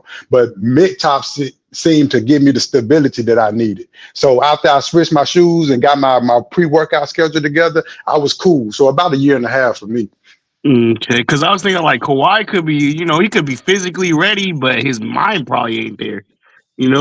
That's it. That's exactly what it is. I mean, I can get about experience too. Like, okay, so my first year in college, my freshman year, I was 17. I tore my Achilles, right? Tore my right Achilles. And I fast forward in my professional career, I tore my left Achilles. So that's a very, very rare situation when you tear both sides of your Achilles. So the first time I tore it, I'm 17. I'm like, whatever. I'm not even thinking about it when I get back on the court. The second time, and I knew it's the recovery process and everything, getting through surgery and rehab, but it was a mental thing, bro. Like, you step the wrong way, you're on the court, you feel like you back, and you take it. It's like the movement. It's like, really, for me personally, I didn't get over mine, like Skill said, probably about a year and a half, and I can still see the difference. Like, I'm not as explosive as I was. I don't jump as high as I used to. Like, you still feel those effects, but mentally, that's what it really becomes. Knowing that you're fine, you're okay, you can get on the court, you can play. But Kawhi, I could tell that's exactly what he's dealing with. It's a mental thing. Because I feel like you won't really, like, for Kawhi, like it's probably like you said, mental, because it's just like he has to get out there and actually do it. You know what I'm saying? To really know if he's ready, and it just feels like that's what's really holding him back, is he's just not, like Skill said, he doesn't want to wear a knee band or nothing. So it's just like, I mean, and I get that, the knee band, because the restriction, and it do feel weird when you put it on in the beginning and trying to run. Like, I know that shit feel weird. But see, I feel like it'll be harder for like a Kyrie Irving or for a Steph, somebody who's like, perpetual motion. Kawhi game is not predicated on explosive movement like that. Yeah, like he's not even a herky jerky player. That's why I don't understand like why he just won't slap the brakes on. You're gonna be in the post anyway, outside of an occasional steal and fast break dunk. Man, you're not really running like that up and down the court. That's not even your game. You know what I mean? So it's like. But I guess the question I wanted to ask though, like, do you all think his shoes could be a factor in this? The orthopedic shoes. I mean, yes and no, but I want to answer deeper. But Skills, which I would think if you get injured a lot or you've been through injuries, I'm trying everything possible, medically possible, to be able to, not have that injury again. I would think Kawhi would want to slap the knee brace off, because I'm trying every option possible to not happen again. If they say a knee brace can help me, I'm throwing the knee brace off. So that kind of throws me off. I'm with you, BJ. Maybe the first year I'm like, man, I don't want no knee brace. Maybe year 2, I'm like, man, fuck that knee brace. But year 3, year 4, and the same thing. No, bro, give me the knee brace. Because what's the alternative? Like, you keep letting your team down when we need you the most. And like, it's people like me, it's people like BJ, Showtime, people all over this channel that we Kawhi fans. We love Kawhi. We know what you are when you are actually out there on the court. Like, we know who you are. We know what you're capable of. You're probably one of the most dominant players in modern era. We know that. But the best ability is availability. And if you're not there in those moments, man, you just kind of killing your legacy. And you killing your legacy because you don't want to put on the knee brace? Yeah, I just feel like that's a whack reason, man. What if he doesn't mentally want to rely on his knee, though? Rely on the brace. He doesn't want to, like, rely on it for the rest. You know what I'm saying? I don't know. But what's the alternative? What's the alternative, though? You really don't have you really shouldn't be. And it's to really Kawhi, bro. You should be like humble enough to say, like, man, what I ain't been doing been working. So it's like, let me try this. Like Yeah, they that's might true. have That's a true. better Yeah. idea. Like you don't want to stop the knee brace bomb, but you still hurting your knee. I would be trying to put that knee brace on. Like, here, give it to me.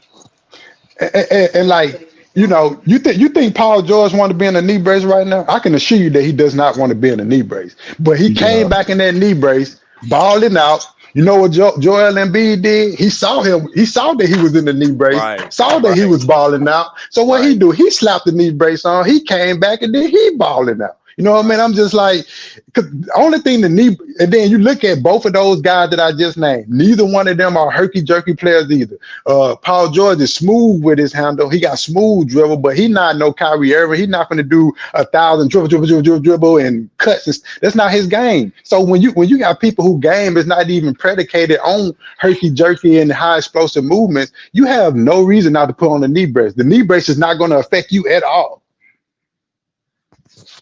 Facts. Let me go to Mike real quick, and then I'll let y'all get back to it. What's good, Mike?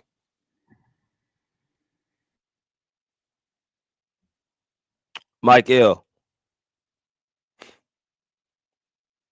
I don't know if your mic ain't working or what, but you on.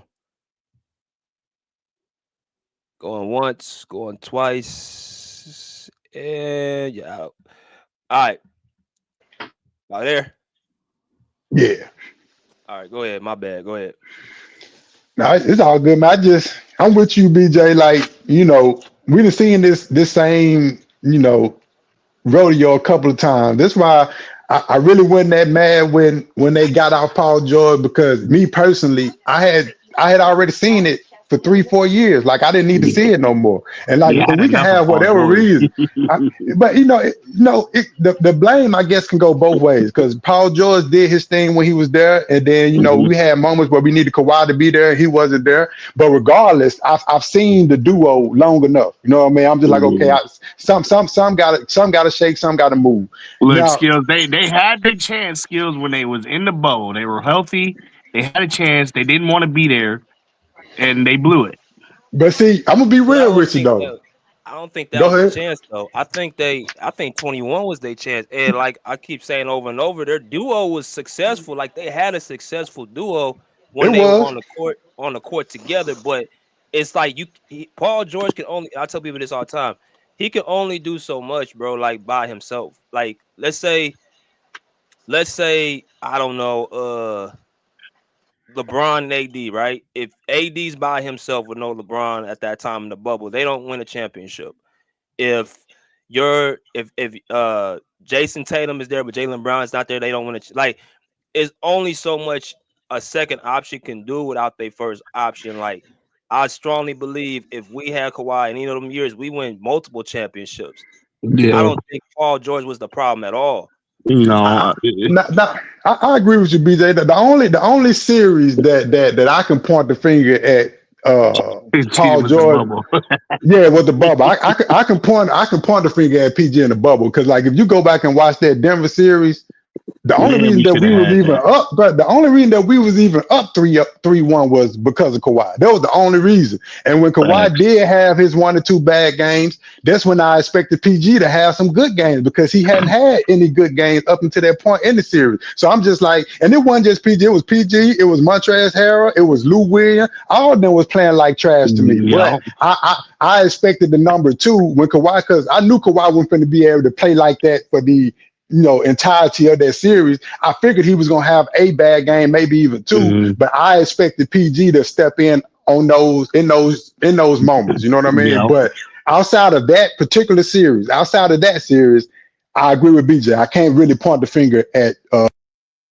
PG. No, what? And good you know, positions a lot of Skills, times, and then Kawhi wasn't there. and Skills, the only thing I ever was really upset with PG was just his promises. Honestly, other than that, like, I don't really hold his game. Like you said, he did the best he could. 21 was a good year. He literally he was held on his word, and he played as hard as he could that year. Unfortunately, Chris Paul had a great game with the Suns. It's funny funny as hell that Chris Paul had a good game to kick us out. Of all people, man, motherfucking man. Hey, that's a I little hate joke Chris there. That Paul, by the way. I would, yeah, bro. I would never like to play against him. Like I probably would end up fighting him. I can already see that right now. You know what I mean? Like me and him would Chris end up Paul fighting. pissed You know me what off, I'm man. I'm like, saying? nigga, Yeah. you knock us out, but you couldn't get us here, motherfucker. No, man. But you know, bro, like, cause you know, I get to talk about PG, and a person to think that I don't like PG, bro. I love PG style of play. I love his game. You know what I'm saying? All together. I just, you know, I had just got tired of saying I was ready for Russ to go. But you know what's crazy is if I had to choose who I would have kept between PG and Harden at the beginning of the season, I would have chose PG. You know what I mean? That's who I would have Oh, chose. for But like, sure, yeah. yeah, oh Nobody. yeah, bro. I would have chose PG. I'm pretty sure a lot of the Clipper fans, was before Harden got there, did not want Harden. And that's the fact. Yeah. No, most definitely. I would have chose PG, but it's like just saying how the team is playing now, and just the pieces that we got. I'm actually glad that we stayed with Harden, though. You know what I mean? Like, even though I would have chosen PG, I'm learning to accept the decision that they made, and I'm starting to see why they made that decision. Because it's like, true enough, man. I think, you know, at his peak, I think PG is a better offensive threat than James Harden. But I just feel like I've seen James Harden do less with more. You know what I mean? More with less. This pissed me you off know? a lot of like this year for sure. It's pissing me off about people who don't watch the Clipper games are sitting here talking about, oh, James Harden's system is carrying you guys. James Harden's system is carrying you guys. That shit's so annoying to hear this year, man. No, Like it's James not, Harden's the bro. reason why the Clippers are playing so good. Like, are you even watching the game? Nah, bro. I'm gonna say the unspoken hero is Jeff Van Gundy. That's what I'm gonna say. You know what I mean? For sure. Anybody that really watched the games know that. And it had me thinking the other day when I was watching PG play. I was like, man, I wonder what he would look like in this Jeff Van Gundy defensive schemes. You know what I mean? Like, I wonder what him and Kawhi on the wing would look like, because we never quite lived up to the defensive stoppers we were supposed to be when we first got PG and Kawhi. But I'm starting to think that could have been partially due to coaching. You know what I mean? Like, it could have been that Ty Lue just ain't really drawing up defensive schemes like that. You know what I mean? And if that's the case, you can only look so good if your coach is an offensive minded person. Thanks. Oh, look, Mr. Miles. What's good? What's good, Mass? What's good with you, bro? What's up, fellas? Hey, BJ, man. Like always, enjoy the content. Brother. I'm back in Sac, man. I was in Memphis. I got sick out there in Nashville too. It's freezing out there, but I'm back home now. Hey, that's why I live, cuz. You was out here in my city. Nashville. I'm in Nashville. Yes, sir. It was cold out here too. I know exactly what weekend you was talking about. Dude, yeah, last weekend, man. I was on Broadway Street going crazy. Oh man. I know you had a good time. Yeah, I did, man. It was cool, BJ. It was good, man. We drove to Memphis the first night we got there. Got in early. I didn't talk my way onto the court, bro. I'm fucking right next to John Morant. I think I sent BJ some stuff. But the Kings lost the game. It was cool, man. You know what I'm saying? It was a very good experience. Enjoyed Memphis. I enjoyed some of the monuments. I didn't know Nashville and Memphis had so much history, which they do. Went to the Martin Luther King Lorraine Hotel. That was kind of cool. So, you know, it was a good trip. Just, you know, us being here in California. We're not, I mean, I'm from Ohio, but that weather, man, it's crazy. I don't know. It's crazy. So, but happy to be back home, man. That's what's up, man. But the Clippers, I mean, Kawhi's in practice, so that's a good thing. They should be rejuvenated. They should be excited. The role players should have a pep in their step. And like I've been saying since this has all been, you know, reported on, Kawhi's Kawhi. Is he going to be the old player of Kawhi? I don't think so. But that's just me. That's just my opinion. I mean, I don't think he's going to be what he used to be, and that's okay. He'll still be a very, very productive player. But I'm more concerned about the other guys adapting to him, right? Because their game changes. I don't think Kawhi has to change anything. He's Kawhi Leonard. He has cachet. He has the equity invested. I mean, listen, star players, superstars like that, I mean, they should, but the way it goes, they don't. Like, you adapt to them, and it is what it is. And so, you know, unless you're coached by certain coaches that demand that. So I'm more worried about Norman Powell. I'm worried about some of the young guys, KPJ, because Kawhi is going to take away shot selections. Like, let's face it, the offense does change. It just does. I mean, Kawhi is a very big personality from a basketball standpoint on this team. And so I just want to see how listen, I'm curious to see. I'm not even worried about his scoring. I'm not worried about his defense the first month. I'm only worried about how he moves on the court, stopping and going, lateral movement, north, south, east, and west. That is it, right? I think we should judge him accordingly. So if he has bad shooting games, who cares? So what? He's been out for a while. I want to see how he moves, and then how does he respond if he's playing 20, 25 plus minutes, and as they ramp him up, let's see how that knee does. And so I hope people aren't going to judge him by his scoring averages and his stats, because that's going to be totally unfair. Now, after a while, it's fair game. But I think the first 10, 15 games, just let him get in basketball shape, because he can run on the treadmill. He can do 3-on-3s, 5-and-5s. That's not NBA basketball. It's just not. Stopping and going, putting stress on your body and on that knee. So we'll see how Ty implements him. I think up until this point, you guys are 12-10, something 12-10, something like that. So you guys have done what you're supposed to do, right? Just stay afloat. That's it. Just stay in the mix with all some of these underachieving teams, right? Not that you guys are underachieving, but just stay afloat. And so I heard somebody say James Harden, he's been okay. I mean, listen, James Harden is better when he has less. He's worse when he has more. Like, James doesn't play well with other star players, because he's selfish, meaning not selfish as in he's not going to pass the ball, but he wants to dictate everything, bring it up court, facilitate, score. Like, he wants to dictate the offense. Like, and he doesn't play well off the ball, cutting, setting back doors, flares, getting easy baskets. And so James is going to have to take a back seat as well too, because Kawhi is going to want that ball in the fourth quarter, and Kawhi wants his spots. I wish James was a better player off the ball, setting screens and being more of a decoy, but he's just going to stand and watch and pout, because that's what he does. But I'll close it here.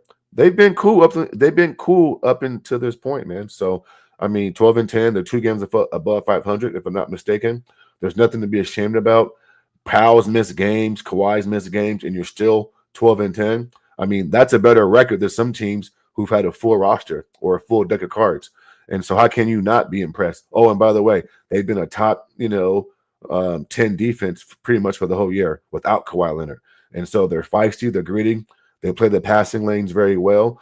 You know what I'm saying? Obviously, you want guys to shoot the ball better, but, it's a make-or-miss league. But one thing you can't or you shouldn't be worried about is your defense. And their defense travels on the road and it stays at home. And so if they continue to do that, then they'll be in games, man. So we'll see. I mean, I don't know. I'm not sure if BJ touched on it yet, but okay, so he's back in practice.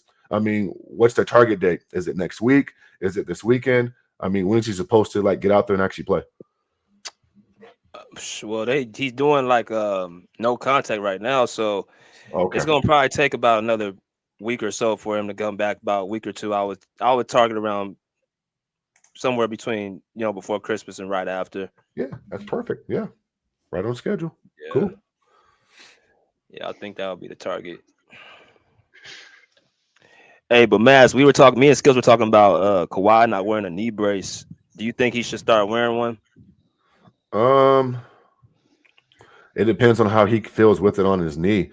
I mean, he's gonna have to really have it on during these workouts and see how his body reacts, and see if he's the same player moving with it on.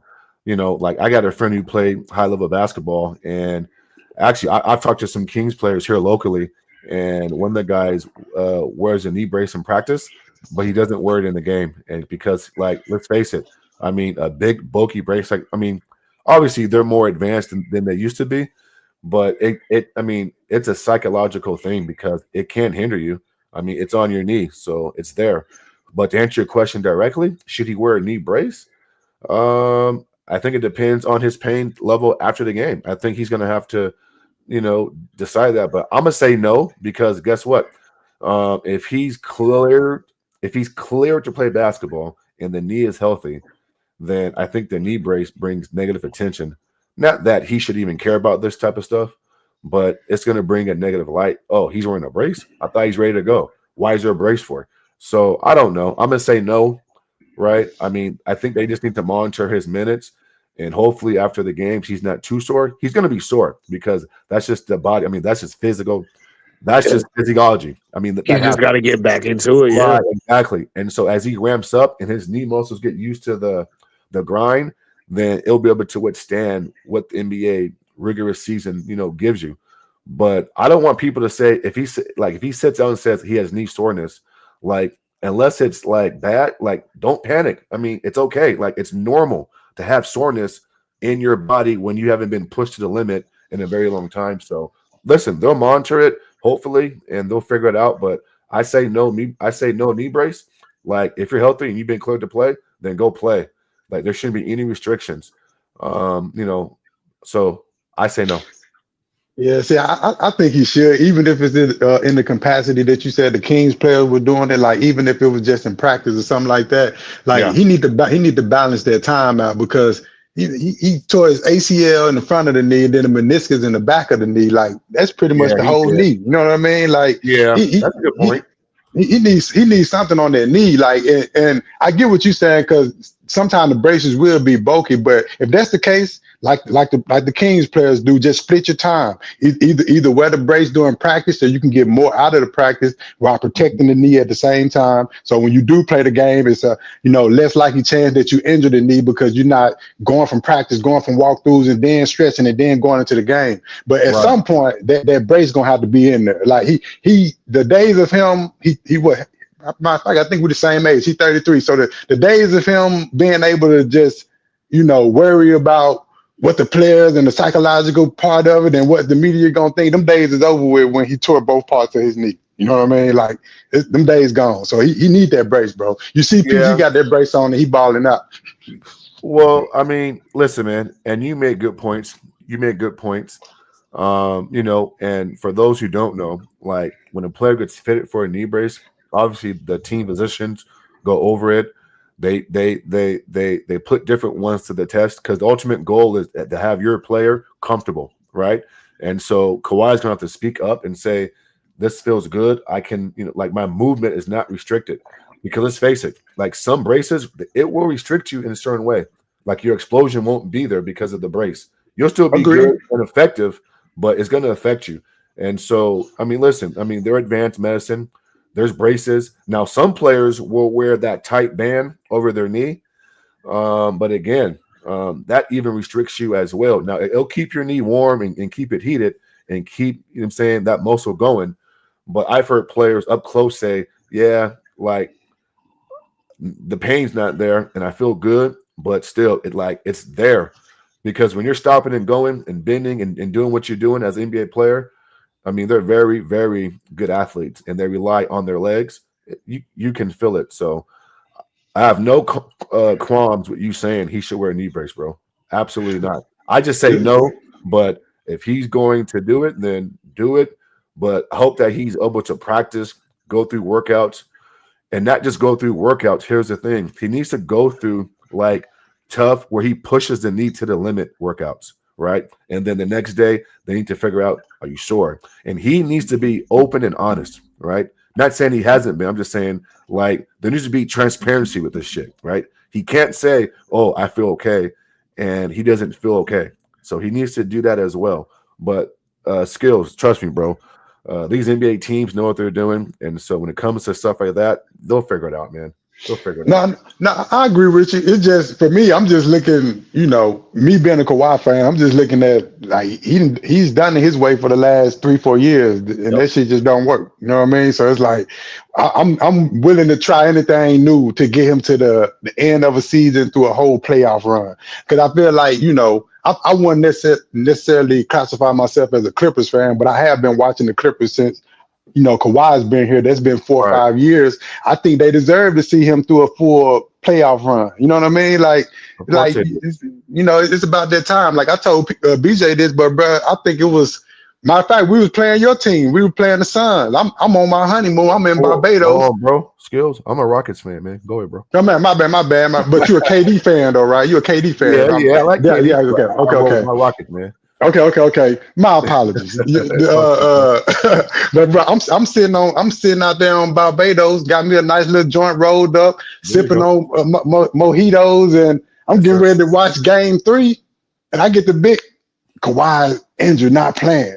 Man, shit damn near killed my whole honeymoon. You know what I mean? So I'm just like, man, because I had just seen them dominate for 2 games. You know what I mean? I'm just like, you come back and you hurt. So I'm just saying, from a Clippers fan perspective, from a Kawhi fan perspective, I just want to see him make it through a whole playoff run. You know what I mean? And because at what point do the Clipper fans start saying enough's enough? I just can't take this no more, right? Because that's a real thing, bro. That's a real thing. And so did you guys go over the adjustment this is? I mean, you're implementing Kawhi Leonard back into your offense. And so that's going to affect everybody else and Kawhi to a certain degree. Have you guys talked about the offense, shot minutes, shot selections? Because listen, I mean, it's a pecking order. Right. That's it for me. That's why I got pushed back on you right there, because I feel like the offense is as far as like, cause you said the offense is going to change, and I do agree with you. The offense is going to change in the fact that it's going to get better, because right now we're like 26, and bro, the offense cannot get better by adding Kawhi Leonard. Yes, like there's no way. Yes, it can. Explain to me how, because like I'm about to tell you why, bro. I'm about to tell you why it can. Because routine, lack of routine, and what certain players are used to is no longer there. It's null and voided. When Kawhi comes back, people's minutes change, shot selections change, right? Spots on the court change. Certain guys just ain't able to get the basketball and just cook, right? When Kawhi's on the court, there's a pecking order in the National Association, right? It just is. Okay, and so Norman Powell, he's not giving you 25 points a game when Kawhi's on the court.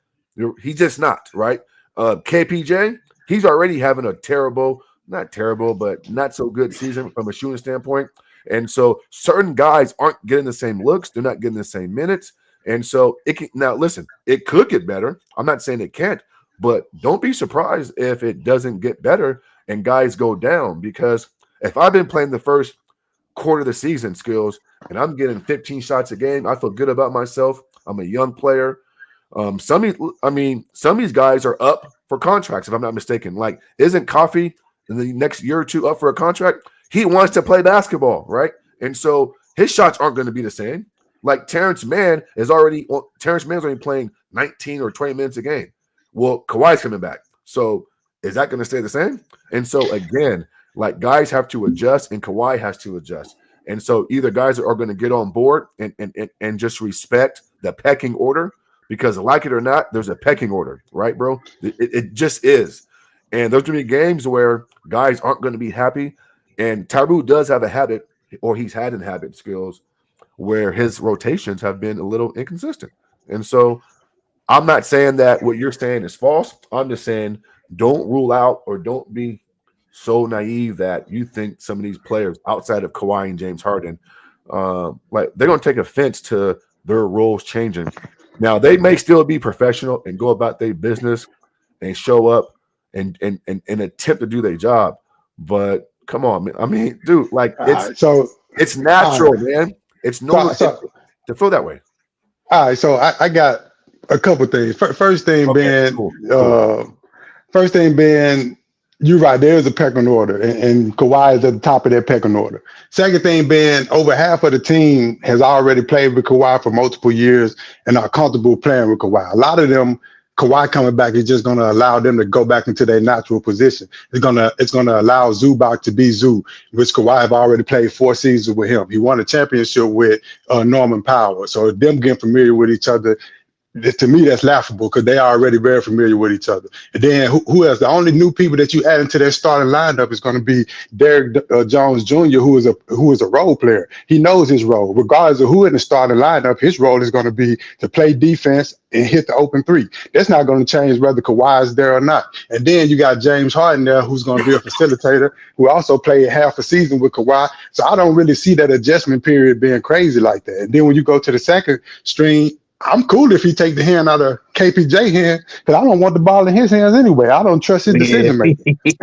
know what I'm saying? I don't trust his decision making. So, and then you got Nicholas Batum, who's also played multiple seasons with Kawhi. Like I said, you got Amir Kaufman, who's played multiple seasons with Kawhi. You got Mo Bamba. Him and Mo Bamba are actually friends off the court. I just don't see it being as big as a adjustment as you think it's going to be.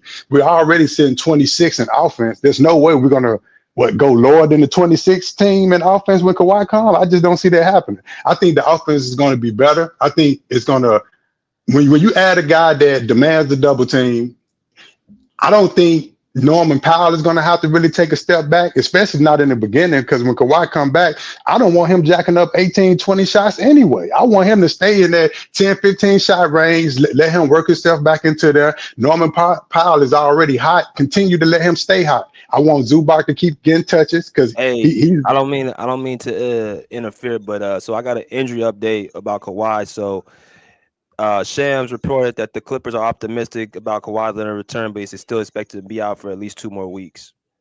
Okay, that's right on par about what BJ said about that time frame. Yeah. That's what I figured. You articulate very well. I have to give you credit, Skills. I mean, you've been on here before. No, man. I listen to everybody's channel, man. I go from round to round, Showtime. You articulate very well, bro. So I mean, I appreciate your conversation, and this is old school basketball, analysis. So let me just touch on a few points, and then you can rebut. There's no guarantee that teams are going to double team Kawhi Leonard. He has to prove that. I mean, bro, like, listen, this is the NBA. I'm not going to just double team you and let my defense just suffer because you were Kawhi Leonard 2 or 3 years ago. The last time we seen Kawhi Leonard, bro, he couldn't jump over a phone booth. And so, like it or not, fair or unfair, Kawhi Leonard has to earn the right to be double teamed, bro. It just is what it is. I'm sorry. That's number one. Number two is this. It's not so. I mean, you said Norman Powell. Norman Powell didn't play no big minutes with the Toronto Raptors in the finals. I mean, he was a limited player off the bench and played barely. And so, again, if Norman Powell and Kawhi had such a great chemistry, I didn't see no chemistry last year versus the Dallas Mavericks with Norman Powell and Kawhi Leonard. Norman Powell was a fucking underachiever in the postseason last year versus the Dallas Mavericks. Terrible. No defense, no shot making, just out there looking stupid. So, listen, again, bro, Norman Powell is off to his best start of his career. He's putting the ball in the basket. He's shooting good percentages, right?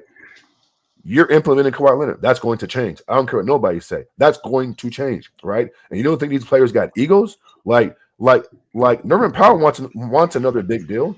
I mean, he just does. Now, I agree with. Now, listen, one thing you did say, I agree with. The one player I'm not worried about at all is Derrick Jones Jr. because he's the type of guy where, listen, I'll stand in the corner and I'll just shoot threes. I'll run the break and then I'll defend what I do. Like, he's cool, and I agree. KPJ is a turnover machine, and we both agree on that. The ball shouldn't be in his hands. But James Harden turns the ball over at a high rate and does dumb shit. So, I mean, you got 2 players doing that. Here's my last point. And it's my thing is this, bro. Minutes and touches, right? I mean, yeah, certain guys got chemistry, but again, I mean, it's a domino effect, right? I mean, you know how it is, bro. I mean, somebody returns, and then it's a domino effect because Tyronn Lue has rotations. I mean, he knows who he wants to play. You know what I'm saying? And so when Kawhi does come back, it's going to affect people's minutes. And they got egos, and they want to play basketball. And for some of these guys who've been playing decent, like now Ty has to communicate and say, look, man, like you're playing 22 minutes. You got to go to the bed. Now you got to play 17 minutes a game. And these guys are trying to get new contracts. These are trying to showcase themselves, for the next 2 or 3 years in the future. I mean, it just is what it is, bro. And so everything you're saying, you could be right. Dolphins it should be better, but don't be so certain that teams are just going to come out and double team Kawhi Leonard, bro. Well, hold on, bro. Why would I double team? Listen to me, Ma. They're going to double team Kawhi. Listen to what I'm telling you. Why would they? I'm gonna let you see that for yourself. But I do have 2 things that I want to say. First thing about your point you made about Norman Powell. He did play like trash against the Dallas series, but you gotta understand, man, touches, just like you said, touches and ego. He was sharing, he had to share his touches with 4 Hall of Famers. Because there's always a rhyme and reason to things that people do. Like, he didn't just all of a sudden get better this year because he been doing some extra work in the lab that he haven't been doing in the past plus years. No, he been doing the same thing. The difference is he's not having to share as many touches. If you got Russ coming off the bench, they had him coming off the bench with Russ. So you got Russ finna run out there with an ego. He gonna want to get his touches in, and then in the starting lineup, you had PG, Kawhi, and James Harden. So even if he was in that rotation with them, it was only so many touches that he can get. Like Kawhi, he played 2 games in that series, but we all know he shouldn't have been out there. But if he didn't play, people was gonna say, "Oh, he always faking injuries." He come out there with the injuries. People say he shouldn't have been out there, or people have revisionist history and act like he wasn't out there with a history. I mean, wasn't out there with an injury. You know, I heard you say he played like ass against Dallas. That's true, but you know, context is important. Why did he play like ass? Because he was out there on the injured leg. All I'm saying is this: even with the coaches, I do agree with you. With Ty Lue in the past, he do make boneheaded lineups. You know, I have no pushback on that at all. But what I will say is, I'm glad we got Jeff Van Gundy, because even if one thing he will do, he will listen to Jeff Van Gundy, because they friends outside of basketball, they friends in real life. So maybe where an older assistant coach could come tell him something, he would ignore it. He's willing to accept it coming from Jeff Van Gundy. So I think Jeff Van Gundy defensive schemes is going to always allow us to be in any game. And when you add Kawhi to that, to go to what you're saying about the double team, we're going to sit back and I want you to see what happened when teams don't double team Kawhi. He's going to get out to an even faster start. Well, I just want to say that I see both of y'all points, as but then again, like you said, like Matt said, that's if Kawhi come out like he, is healthy, it ain't good, and he play like Kawhi. But the thing is, when Kawhi come back though, is Norman's gonna start, right? It's looking that way. So Chris Dunn's gonna have to go to the bench, right? Yeah, that's how it's looking. That's how it's looking, bro. I wouldn't start Powell. I mean, I want Powell scoring off my bench. I'm sorry. I wouldn't be mad at that either. Yeah, I wouldn't be mad at that. Yeah. But his I'm trying to think, because like we already know what our starting lineup probably is going to look like, right?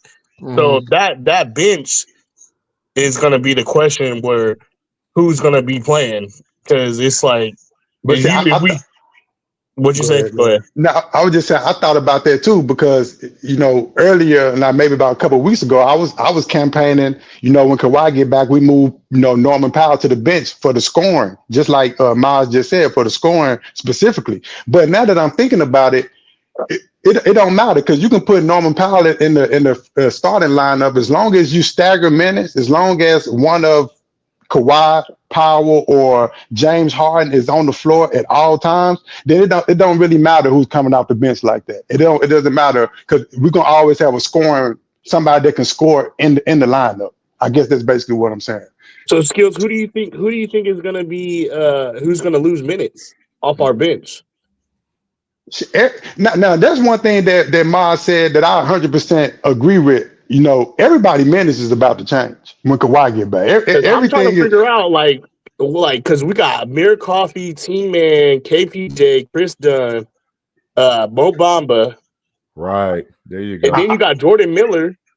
I want KPJ minutes to shrink. I don't care if his minutes become non-existent. You know what I mean? Like, he can go. I'm being real with you. He can go. Like, I don't have to have him out there. Like, and it's not because I don't think he's solid. I think defensively he's solid, but I just don't see the offense. Like, I don't think the offense is good enough to justify him getting more minutes than a person like Chris Dunn or a person like Amir Coffey, because even though Amir Coffey can't create his own shot, he good for the open three. He even good for the contested three. You know what I mean? Like, so I'm just like, I would rather have him sitting in the corner to hit those threes than, because first of all, KPJ having proven the ability to consistently hit threes. Like, his mid-range is okay, and then he's not even elite at the mid-range, and then his defense is not even elite. So like, what are you really giving me? If your offense is not elite, your defense is not elite, your playmaking is not elite, your decision-making is not elite. Like, what am I getting?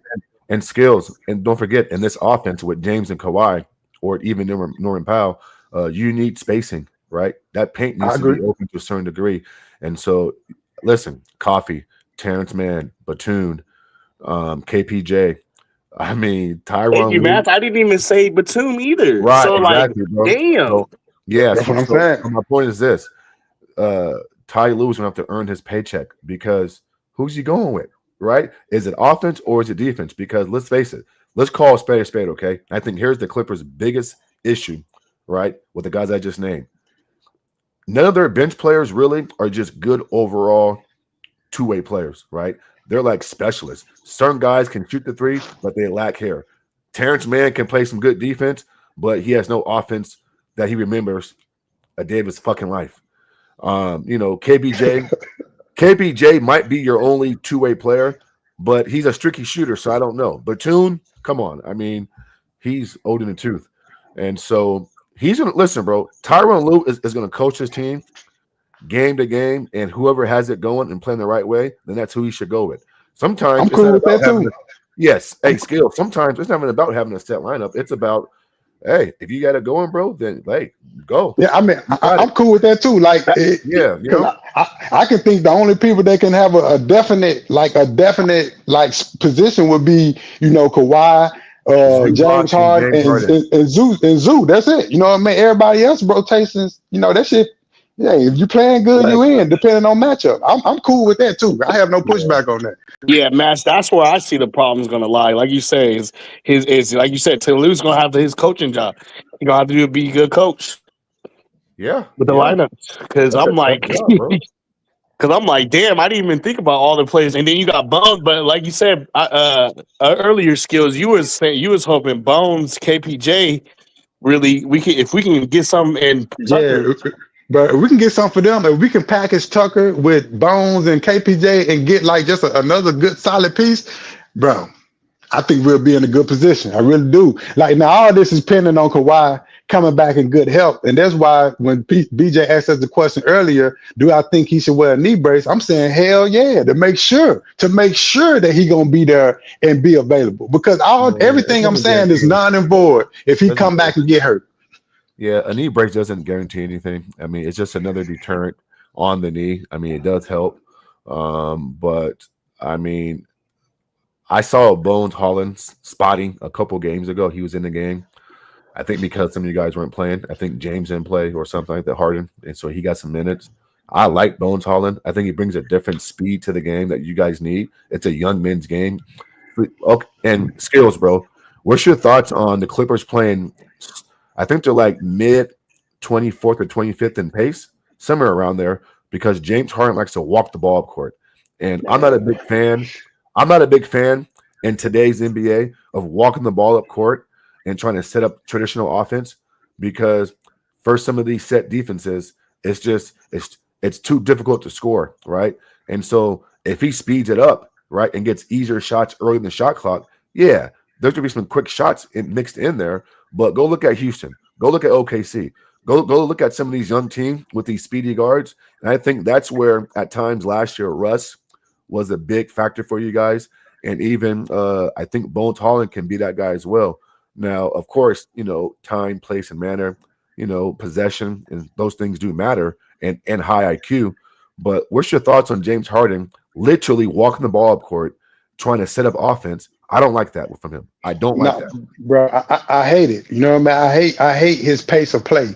But it's like a double-edged sword because that's also why he's not injury prone because of his pace. Because like people don't understand, they always ask the question like, why is everybody always getting so injured in the NBA? It's because of the pace that we're playing at. We're playing at a faster pace than it's ever been recorded in the history of the NBA. So when you running at high speed like that and making split-second decisions, and like I said, less than a second sometimes, whether you're finna jump, cut, run, slide, whatever the case may be, that's why people are getting hurt. But like in the sake of your question though, I hate the pace that he play at because it's like sometimes buckets can be easier. We just got up the floor. So to your point with Bones, I think Bones can be the one to give us that pace. The only problem I got with Bones is he don't play no defense. That's the only problem I got with him. He don't play no defense. But Skills, he be non-serious too when he be out there too. He just be having his head down.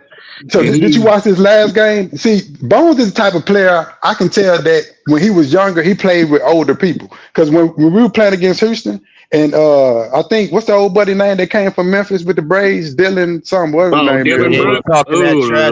Man, I saw that. when Dylan got to talking that shit, that's what woke Bones up. They woke him up. You know what I mean? Right. Yeah, and that's what made him start playing harder. So he one of them guys like you gotta, he needs some type of motivation. You know what I mean? He needs something that's gonna push him to that next point. My only problem with that is you gotta be a self-motivator. You know what I mean? I wake up today. I wake up every day and I get to that paper. I don't need nobody to tell me to wake up and get to the paper. I'm gonna do that anyway. You know what I mean? So it's like, in this type of league, you got to be able to jumpstart yourself. Miles, bro, I'm with you 100%. James Harden, I have moments where I watch him and I'm like, man, I'm glad he on the team. He getting everybody in their position. He finding the lobs. And then there's moments when I'm watching him and I'm like, this dude just held the ball literally the entire shot clock. And then gave somebody a ball. And either shot the three or turned it over. You know what I mean? I'm just like. I say that because come postseason, if you guys get there, teams like OKC, Dallas, the teams that you guys will probably face, Minnesota. Do you know how hard it is to cross half court? Because most point guards nowadays pass half court with about 16 seconds to go on the shot clock, right? It's like they just walk up and to not get the 8-second rule, they just speed past half court and it's already at 15, right, or 16. Do you know how hard it is to generate a quality shot versus some of these set defenses, bro, in the NBA? Especially when James Harden is at the helm just doing dumb shit. Hey, Mass, if you watch some of the games, I don't know if you watch some of the Clipper games, but I watch other games, bro. Oh, bet. So basically, I know you noticed then that they'll have either Chris Dunn or Norman Powell bring the ball down sometimes. I know, just to get the ball out of Harden's hands sometimes. So I don't know if that could help, but that's few and far between, though. I mean, that's not consistently. That's few. Norman Powell may get the rebound and just push it because he's trying to get offense easy in the shot clock. Same thing goes with Chris Dunn. But for the most part, watch their offense, bro. It's like it's an unspoken rule. When you grab the rebound, secure the rebound and then look around and see where James Harden's at. That's it. Yeah. It's clear. Clear. No, you're right, man. So that's why I wouldn't be mad if we package those three players that I named for another point guard or maybe even another shooting guard who could just get up the floor at a faster pace. Yeah, because that's one thing that I did. That's one thing that I did like about our team last year. Because you would have James Harden moving at his pace, and then instantly you'll bring in Russ, and that's a little Ferrari. He's shooting up the court. That changes the whole pace, throws everything off. You know what I mean? So it's Skills, you live in Nashville right now? Yeah, I live in Nashville. I've been here for about 10 years. Hey, bro, we visited that big hotel and then we went to Iceland. Have you been there before? Yeah, man. That shit nice, man. That ice room is it was freezing. That's probably why I got sick. But yeah. You didn't have one of those jackets on? Well, they gave us some jackets, man, but it was still cold.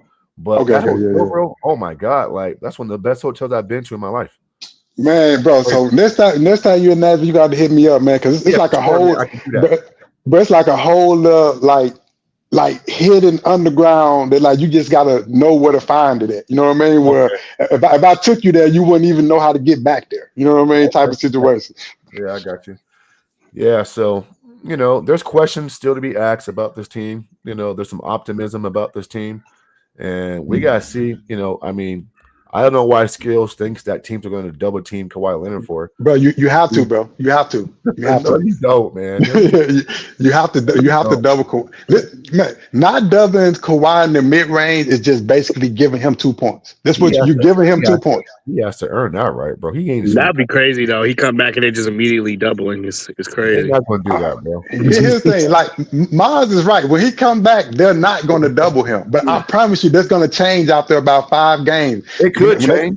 When them boys get to the hotel room and they look at their scout report, they're gonna say Kawhi right mid range, 50%. Kawhi left mid range, 45%. They're gonna be like, okay, we gotta double this man. Instantly, it's gonna change. But I want to see if he has lift, if his shot's not flat, because I felt the last year, well, this time around last year, going to January, he had a good stretch. He had a very good stretch.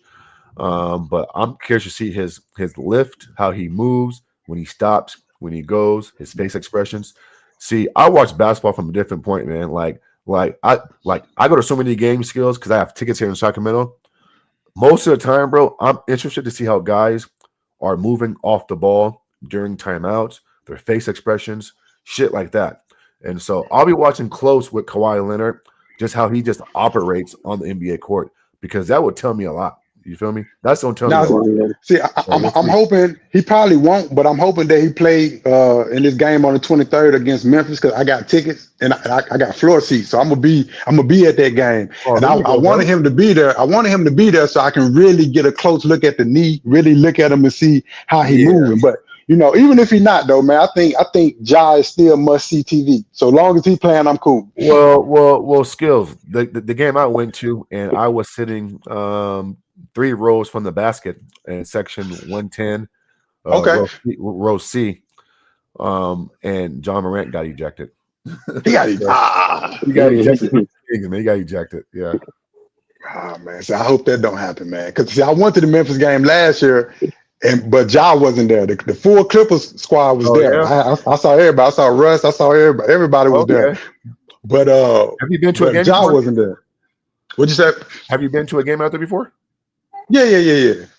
Okay, because after the game, bro, we stopped at a gas station to get my little niece some snacks because she was hungry.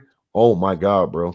Like we said, scratch that. We hit the freeway. Like, let me tell you something, bro. Like I watched First 48, a lot of Memphis episodes. Yeah, it looked like that. I'm out. Man, listen to me, man. Down south. So I'm originally from Jackson, Mississippi. You know, which is really worse than Memphis. But down here, man, you just gotta have a pistol on you at all times, no matter where you go. You know what I mean? Homeboy was like scoping us, man. I'm just like, yeah, like I don't even go out, bro. Like I go to the game, back to the hotel, and then I'm out. You know what I mean? Like I don't, because the hotel that I normally stay at have like a little bar and a little club at the bottom. You know what I mean? So if I'm a party, I'll party there, and then I'm out the next day. Okay. And then we went to Vanderbilt University. That was kind of cool. Oh yeah, man, you gotta catch some of them basketball games. Those basketball games be lit in there too, man. It do. Okay. Yeah, man. Yeah. So that was cool. Let me go to JM just left. I'm gonna wait for him to come back, but y'all can get back to it. Hey, Matt, just to change the subject real quick, you say you're a Rockets fan, right? Yeah, diehard, bro. No, bro, I just have to say, man, Amin Thompson, what a pickup for the Rockets, bro. Yeah. Oh my God, man, the kid. Oh my God, that kid looks like he's a star to make it, bro. And then they coached up well too. You know what I mean? That's the thing too. Like that's going under the radar, man. Them boys coached up. Not only are they young and athletic, but they coached up as well. That Rockets game, the Clippers play everywhere, man. Amin Thompson, he's just popping off my screen, bro. Like you cannot not see him.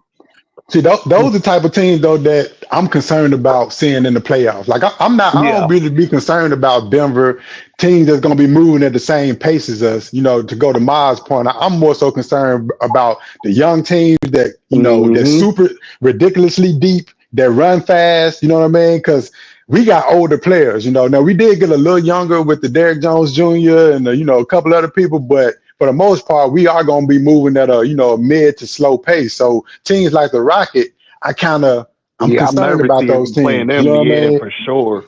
I'm concerned. Let me go to JM real quick. What's good, JM? What's good? Pulled up. What's good, everybody on the channel? What's up, JM? What's happening? I like to say that I'll be right. We better with harder on the bench. JM, you're a little bit low. Can you get a little close to the speaker, bro? Wait, can you hear me now? It just kind of seemed like you far away. Your headphones is let me take these shits out, man. Hold on. Hey, Let me go out and come back in. I'll go out. I'm about to All right. go out. I'll come. All right. All right. Yeah, we'll wait for him then. Go ahead, y'all. We Yeah, the can't Rockets clock are the coached mask. well. He's not a Clipper fan, B. No, he is. No, he is. But the Rockets are coached well. They're young. They paid Jalen and Sagoon. They're a top 5 defense in the league. So again, skills. I mean, normally young teams like that don't defend like this. So Ime got them playing defense. What were we, 15-6, something like that. Top 3 seed in the West. And so, yeah, man, so far so good. We've been healthy. And so there's no reason why they shouldn't finish at the top 4 or 5 seed out West. They rely on their defense does travel. And so, that's important. And they run their offense through Sagoon late in games, and he delivers.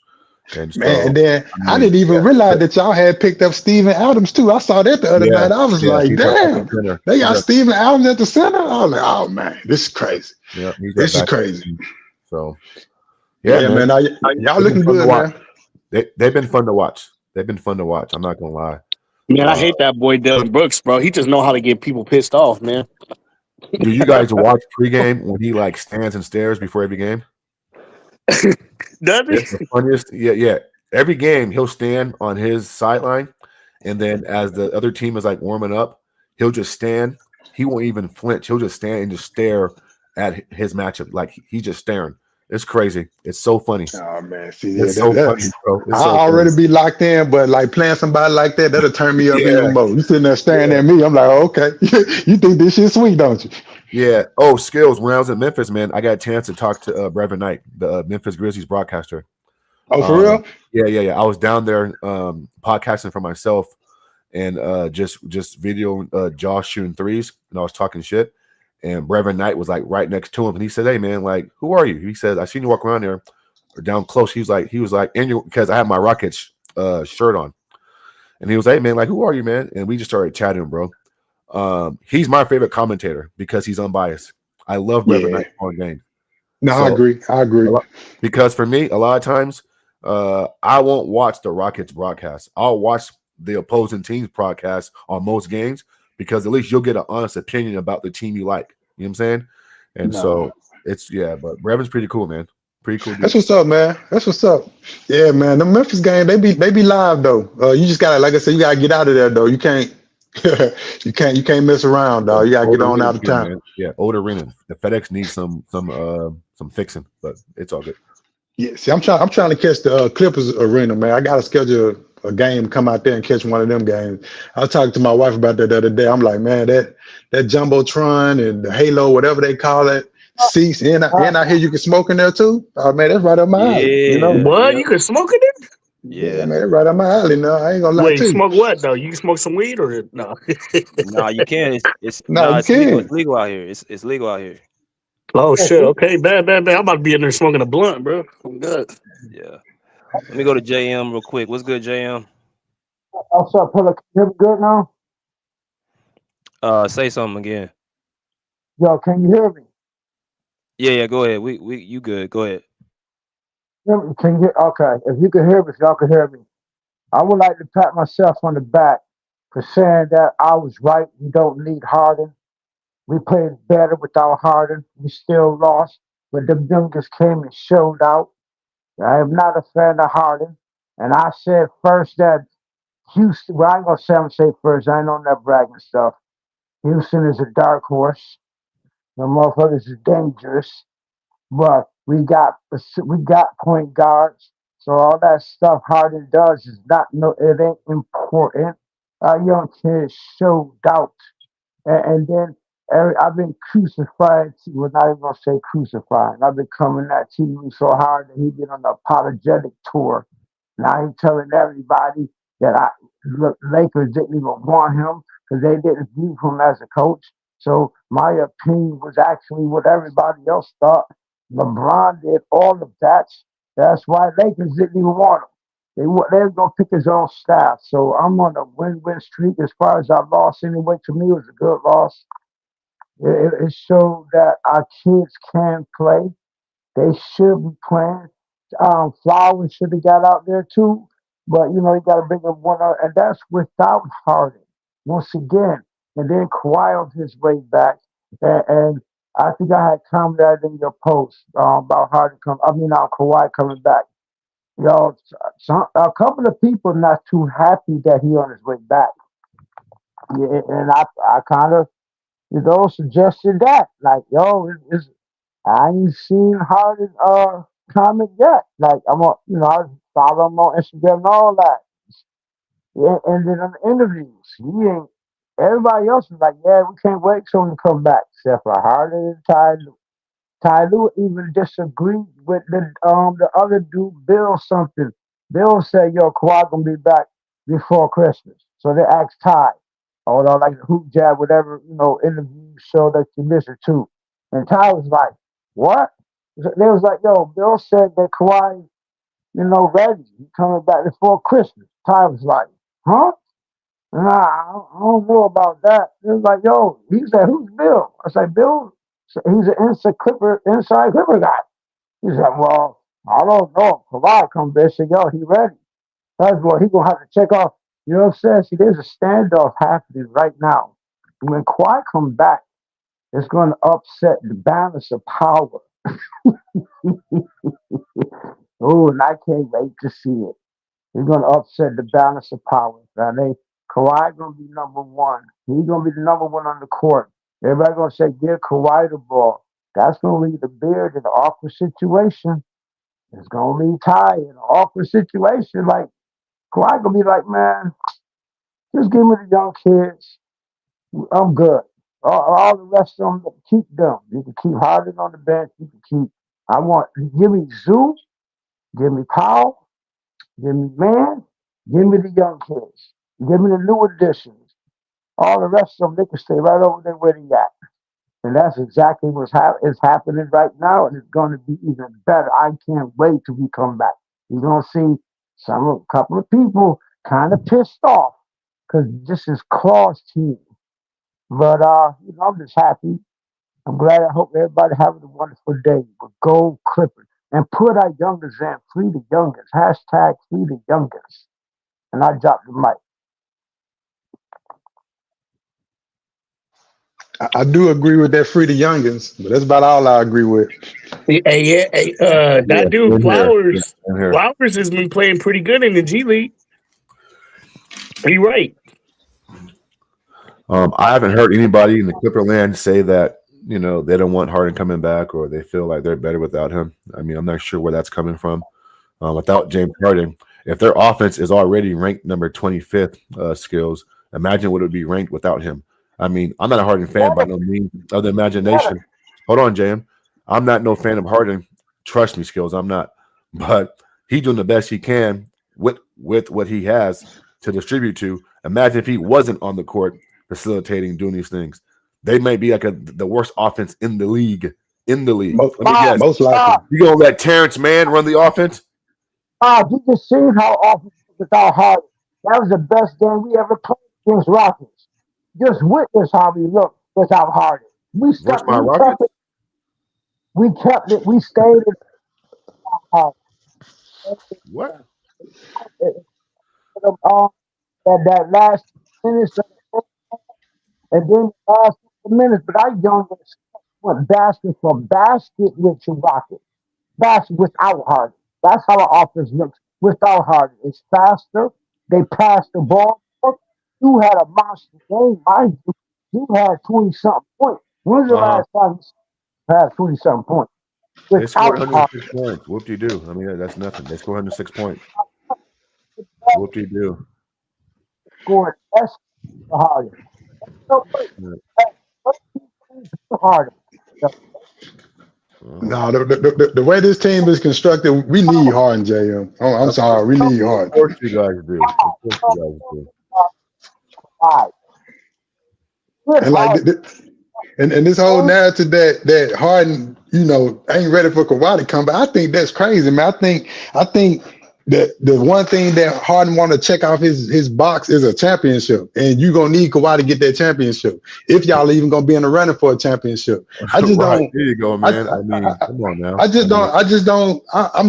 I'm not understanding that narrative. Like I don't even want to put that narrative out there because it's made up, bro. It's made up. Honestly, I think Harden will respect Kawhi more than fucking Joel Embiid. I mean, how can you not respect a man who has accomplished more than you and he on your team? Of course. Like I'm just not understand. I'm not understanding that narrative. I don't even want to start that narrative. If we acting like they just didn't play together last season, like he carrying the team right now because he has to carry the team right now. When Kawhi comes back, he would be foolish not to hand over the reins to somebody who's clearly better than you. I mean, Skills. Remember that run they had when Paul George was out with James Harden and Kawhi? Yeah, and see, that's the run that I keep harping on because they look great when it was just them two. But the offense was running smooth. It looked exactly how I thought it would look. And I'm just expecting more of the same, but just even better. That's available. That's available. At the team. That's going to be the match. Jimmy Butler. Would you rather have Jimmy or Harden? You said Jimmy Butler or James Harden? Probably Jimmy. I ain't gonna lie. Definitely Jimmy for sure. Yeah, that's easy. Probably Jimmy. Jimmy or the Yo, Mike messing up again, JM. Oh, man. I'll be back. Yeah, I'll take Jimmy over Harden for sure. Yeah, I'm with you on that one. Yeah, I think James Harden and Kawhi together. I want to see like them play like they played the year before, and they was good. I'm just, JM keeps saying they're not going to be able to play together, but I'm like, we've already seen them play together. Like, it'd be different if this was like the first year Harden came to the team and then Kawhi was out this whole time. We literally saw them play like 40 or 50 games together last year. I know what their offense looked like when them two on the floor together. I know, matter of fact, I can even tell you what the offense looked like with him, Powell, T-Man, and Zubac. I can even tell you what that lineup looked like because I've seen it. So I'm just not understanding this. Like, oh, it's gonna be crazy. It's gonna man, it's not gonna throw off anything. Everything is gonna elevate. That's what's about to happen. Well, of course it is. I mean, the Clippers average about 25, 26 assists per game with James Harden in the lineup. When he didn't play, did you think that they got 25 assists? Hell no. I mean, no, they had 21 or 20. I mean, what do you think? They gonna let Terrence Mann run the offense? Because Skills, see, that's what it is, bro. They think Terrence Mann can come in and facilitate and run the offense. You know what I'm saying? No, he can't run the offense. Yeah, he can't run the offense now. Now, the only person on this team that can run the offense, I feel like outside of James Harden is Christopher Dunn. I think he can run the offense. Yeah, but I'll say Chris Dunn too. He's not even on a level like James Harden, like passing wise. Oh no, passing wise, and then he's not gonna space the floor out like James Harden either. You know what I mean? So it's intangible that James Harden bring, but we've seen this before in the regular season. I just want to see it in the playoffs. Yeah, I mean, his experience alone goes a long way. It just does. Just to finish where I left off. Hope y'all can hear me a little bit better. I'm having speaker problems. But if you can hear me better, once again, I said Jimmy Butler is available. He's on the market right now. So to match the match salary with Miami, who would you rather have? If it comes like, yo, Harden or Jimmy, I think I heard all y'all saying y'all take Jimmy, right? And I think other one that's saying, yo, we could give Harden up because our last game against Houston showed that we really don't need nobody. Everybody on our team could give up assists, right? We play faster. Everybody played together, right? We stuck in that game. That was if there's a such thing as a loss, the last loss that was the best we looked against Houston in 3 games. And that's the one Harden stuck down. So anyway, I kind of if we get Jimmy, once again, pat myself on the back. We're saying that we could go get Jimmy. Kawhi wanted Jimmy to start with. Yeah, that's true. That was the rumor. Yeah, well, I heard that rumor. You heard that? He wanted Jimmy, but Jimmy went to the Heat. So now we got a chance to get Jimmy. And if it comes up, we want to stay underneath the apron. So we're going to have to swap out salaries. How much Jimmy makes? Harden makes $35 million a season. And he had an option for next year, meaning we don't need to keep him. Fam, I'll come back. I'm not even sure why we're even entertaining this. I mean, I don't even know if that's even possible. Is that possible? man, you don't know goddamn James Harden, bro. Why would the Heat take James Harden for? For what? For Jimmy Butler. We don't need a point guard. The Heat would be stupid as shit. They did that. That would be me. That would mean you have to probably release James Harden because I don't think Miami gonna take him. I think we have to, because Jimmy making like 50 mil. I think this year. He making 50. Harden making 20 for 2 or 30 for 2 or something like that. Like 35, yeah, 35. You can ship him and Bones. That'll make up 50 mil. I don't know, man. I probably maybe JM at the beginning of the season, but not at this point, man. We done went through a whole training camp, whole preseason, the whole 20 plus games of the season, man. I don't want to make a move that big. That's too big. We can do that. We're gonna do it anyway. I've been suggesting that I've been saying Jimmy for a minute. I've been saying that for a minute. How's Jimmy available? Woo-wee. Yes, we can make that move. Harden, PJ, we throw with PJ in the pot and some season cookies. Hey, Skills. You want to know what's funny? Last year when Kawhi was like not playing or they knew that Kawhi wasn't going to be 100%, or there was question about him coming back versus the Dallas Mavericks in the first round, they told me that the Clippers had, Paul George, Norman Powell, and they were stressing, that we got James Harden. We got James Harden. Now all of a sudden they want to trade him. Stop playing, man. It's crazy, man. Like, what are we doing, bro? Oh man, I don't agree with JM on that. I ain't trying to blow up a team that way. I give away some small pieces, but that's about it, man. He'll be out the gym. I want to, and then Jimmy is injury prone. Like, what happens when he get hurt? Like, but one thing you can say about Harden is he gonna be around. He gonna jack the ball up. One thing you can say about Harden is he gonna jack the ball up. He gonna blow the clock. Right? He's fair. I'll take Jimmy the Bulldog. Are you kidding me? So let me ask you this then, JM. Jimmy Butler or James Harden, who has a higher peak? Jimmy Butler. He fit perfect. He fit better Butler has skills. It's Butler, bro. It's Butler. So he has a higher peak than James Harden when he clicking on all cylinders. He's gonna get his teammates involved. He's gonna give you 40. Jimmy's just like I look at Jimmy as like a mini Kawhi, not even a mini. They both play winning basketball. Like, there you go, BJ. Jimmy plays both ends. So even if you let's just see hypothetically, I don't think it's gonna happen. Let's say we trade James Harden for Jimmy Butler or for some pieces, whatever. James Harden, Bones, and probably extra. I'm just giving an example.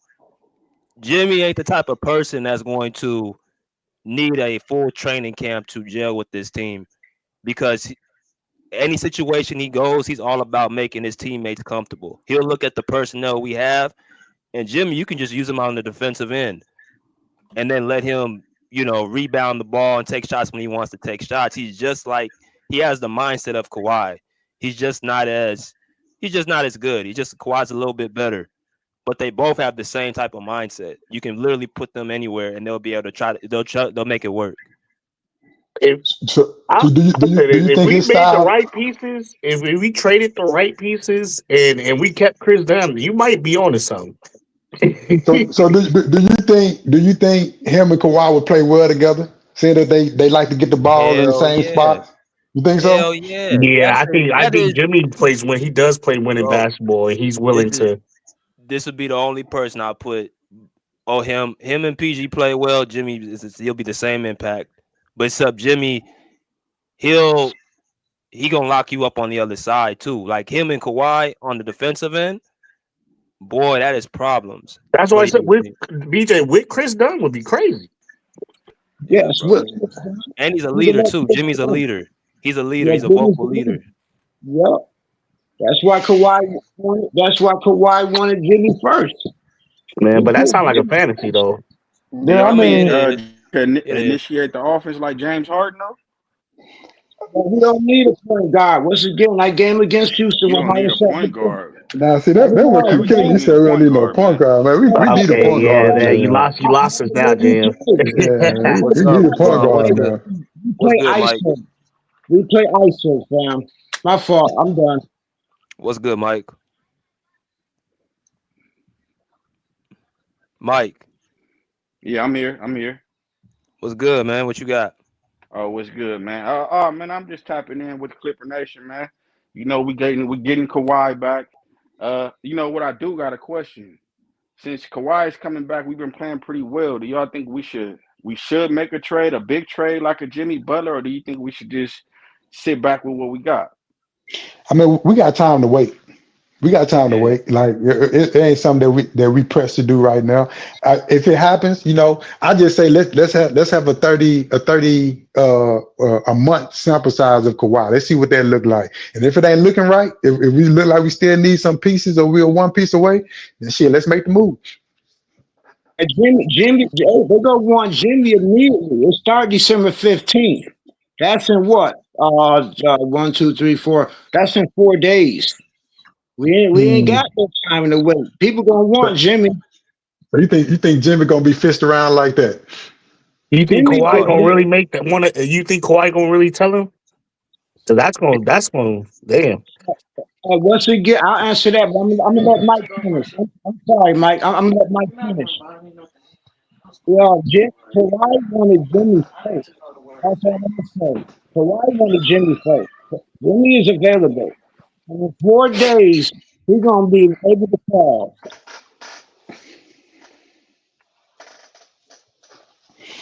Because if that's the case, then I would see why Harden would be mad. You trying to get me up out of here? Oh man. Hey, well, shit, we about to Plus, find out in a Jimmy's a couple of better days. playoff. Jimmy's a better playoff performer too. Now I Then do who? agree with that. I do agree with that. Yeah, he's a I play. do He's gonna agree be with in there. that. He's gonna be there in the playoffs. Yeah, but then we'll be lacking a point guard. That's the only thing I don't like about that. I don't. If we keep Mike, if we keep Chris Dunn though, he's not a bad point guard. He No, could be a point guard. he's a great defensive point guard, but he sucks at initiating the offense, getting you into your Yeah, sets and things like that.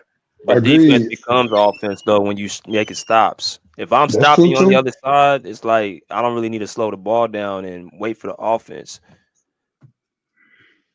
So BJ, you think we could survive with Dunn running the point, and if we bring in Butler and get rid of Harden, you think we'll be A-okay? Yeah, so like look at Boston. Who's their point guard? Oh shit, that's true. Who is Who their is their point point guard? guard? Yeah, who is their Oh, point Drew guard? Holiday. Drew Holiday, right? Is he a point guard that sets up offense? But he can shoot the three Oh, though. He can shoot the three though. That's the only difference though. Like he yeah. got a reliable jumper. But you know what? Those skills. What's his percentage this year though on the three? Drew Holiday ain't that. He ain't been shooting too well. He's shooting 12. He's making 12 points per game. Like my point is that I'd rather have two-way players all around than having a quote unquote point guard because you got Drew Holiday, you got Derek White, you got Jason Tatum, they all share the point guard responsibilities, and that way it keeps from one guy getting tired. Like they all able to bring the ball up, they all able to initiate offense, they all able to they all able to play off one another. And if I'm stopping you on the other side, it works in my favor. And it's Yeah, Chris I Dunn can see that. defense. With that defense, bro, I'm telling you, that would be insane. Yeah, I can see that. I feel like Boston was a good example, but I also feel like we saw a little bit of that too with Kawhi and PG. Like and PG didn't like bringing the ball up the court. Like I saw how that was wearing him down. But I guess if they shared the responsibility, it probably wouldn't be that bad. I don't know, man. I just don't like shaking teams up like that, man. Midway through the season. That's true, Skills, because we got chemistry right now. I feel like we got pretty good chemistry with our team. I just feel like we're cooking, man. But I can't really make no definitive arguments against getting Jimmy Butler. because I do think he I is would better love to than get Harden. Jimmy. You know what I mean? So I can't really say don't make the trade. If the trade is on the table, I would go Jimmy for Norman Powell all day. Bro, Jimmy is he's a vocal leader. He look at what he did with Miami, man. You think with a bunch of role players, he was able to up their ability. Like as great as Kawhi is, bro, he's not much of a vocal leader. Like Jimmy would be that guy. I think Kawhi can actually get a little bit out of his shell. And I think agree with that. I think Jimmy's just one of them type of people, man. Like he uproots a team that, you know, is playoff ready. I think him and Kawhi would work great with each other. I just don't see that trade happening. Hey, what do y'all think about a John Collins trade? The power forward from Utah. I think he comes in and he fits with the Clippers right away. who you think we have to give up to get him though? Probably something slight. I think he been on the trading block for a minute. They want to get rid of that contract. I'll give up this year's first round.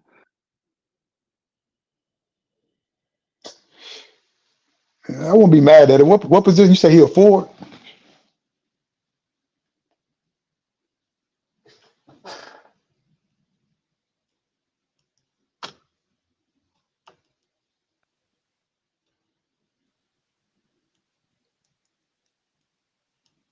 Hello? Is everybody there? Yeah, we here. Yeah, I think Skills he's a power forward. Okay, you're a power forward. Okay. Man, I mean, we could use another forward. I think what we're gonna be needing though, more so than anything, is somebody to run that offense in that second lineup. I think we good on forwards though, because I think everybody's sleeping on Nicholas Batum. Like we were crying when we lost him, and then we happy when we get him back. But because he's been playing limited minutes, I think y'all sleeping on my boy. But the dude got the wingspan of a 7-footer, and he good for the open three. And he picking up full court.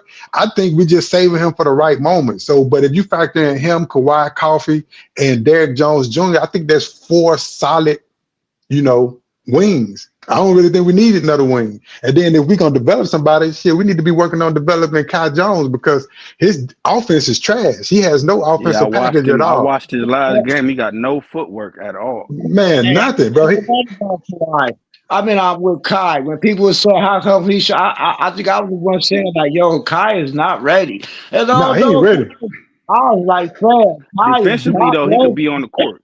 Defensively, he's cool. Not ready." But he just needs to work with. He is not ready. You know what I'm saying? He's a third string. But I can understand the call. I can see that we need another big man just in case Mobama go down. Because if Mobama go down, Zoo got to play the whole damn game. So that could be a problem. But I think Kai can be ready though. Kai can be ready by the end of the season. You just got to find minutes for him. Like I don't think he just needs to not play. First of all, he on a team with Zoo. If he just adopted Zubac's offensive package, he'll be unstoppable. And the guy's there, so he need to pick his brain. But I do think we can find minutes for him. I don't think we should just throw him to the wayside. He's too explosive. He's too fast. He's too tall for it just to be like we're not gonna play him. Yeah, I didn't say that. I just said he's not ready, and I would move him to power forward. He's not really a center. Like it depends who we play against. Like he should come. I agree with that. Small ball. He should come in on small ball. Like we play, I want to play small ball. Let Kai be the center because I never said he's not good. I've been rooting for him even to come here, but he's like you said, development. About time to give him some more burn. You know, give him more time. But you seen him. He can't. I don't even understand how to say it. He can't dribble the ball. He don't got no offensive package. I agree with you. Outside of the lob threat, if you give him the ball close to the back and he don't have no layup package, he don't have no hook package, he don't like none of that stuff is there. But I feel like he can work on it though.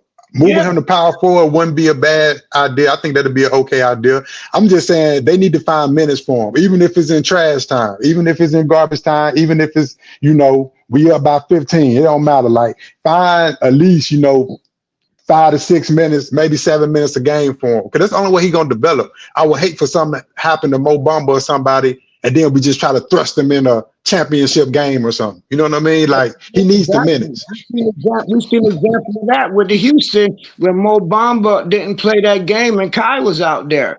And Zoo pretty much had to play. I like Kai, but I've just been saying the whole time he's not really ready. He's gonna need some more development. Give him some more minutes. Let him work with Zoo. But the whole world seen, damn it, Kai. Jeez, like, what the blood? But we had no choice because Obama was hurt. So I could see us picking up another big man, move Kai to the power forward, or let him come in on small ball because he's only 20 years old. He's younger than he's younger than Jordan Miller. Like he's literally 20 or 21 years old. He is a baby in NBA. And that's why I'm still big on him because he still has room to get stronger, faster, smarter. You know what I mean? Like he's just 20 years old, man. The sky's the limit for that kid. He just got to be locked in and he got to address his weaknesses. Like it's okay for you to have things that you're better at than other things, but you can't have glaring weaknesses where people can just, oh, well, we know we're not even worried about his offense at all. Like his offense is non-existent. You know what I mean? Like, so it's like your weaknesses can't be that glaring. So you gotta work on that. Like let them be like, oh, he got the good overhand right hook, but he don't have the good left hook. Okay, I can accept that weakness until you work on that left hand. But not having either one of them, that can't happen, bro. Not in the NBA. I would like to see the Clippers bring in like a Kevin Garnett. That'll be good work for him.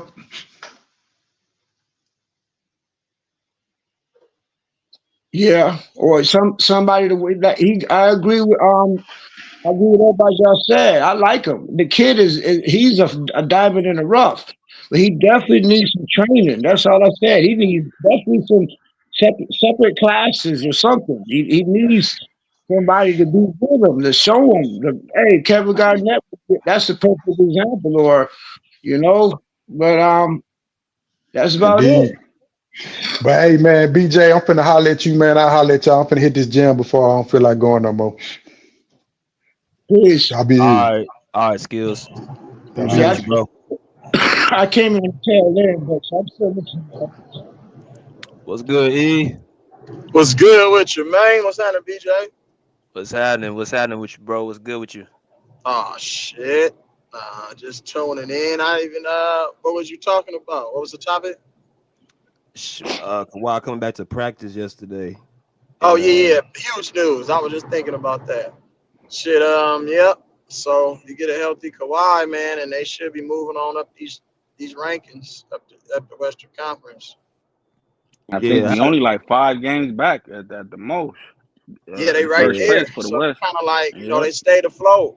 They stayed afloat. I said it was top 5 without Kawhi. So just imagine with Kawhi, they top 1, 2, 3 in that now order. when you know how we if you watch Clippers games, you know how we kind of go through those dry spurts.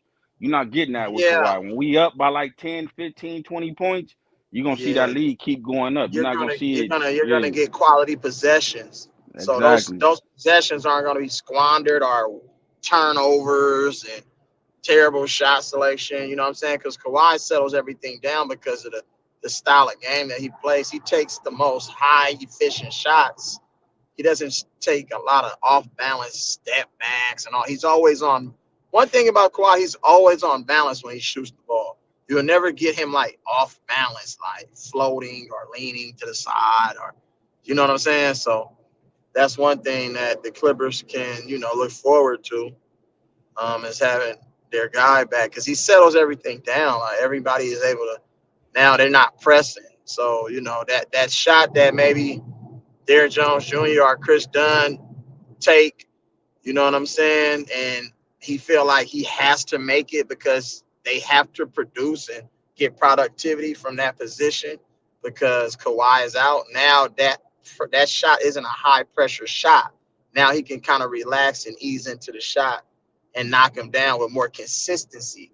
Just like for those type of players who don't really get a lot of PT or don't see a lot of shots, you know what I'm saying, go up. But, now it's like that shot will become easier now. You know what I'm saying? You're more comfortable shooting it when you got your star player there. But when he's not there, it's like if I miss this shot, damn, we might down there lose by 3.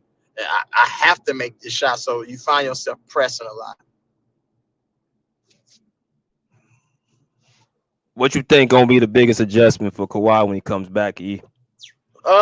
Just get in game shape. To be honest, it's no shape like game shape. You can't simulate a game in practice. You know what I'm saying? So, just getting a feel for it, getting his timing and his rhythm back to where it needs to be. So, you know what I'm saying? I don't expect him to just come out the gates and drop 30, 40. Kawhi Leonard never been a high volume scorer.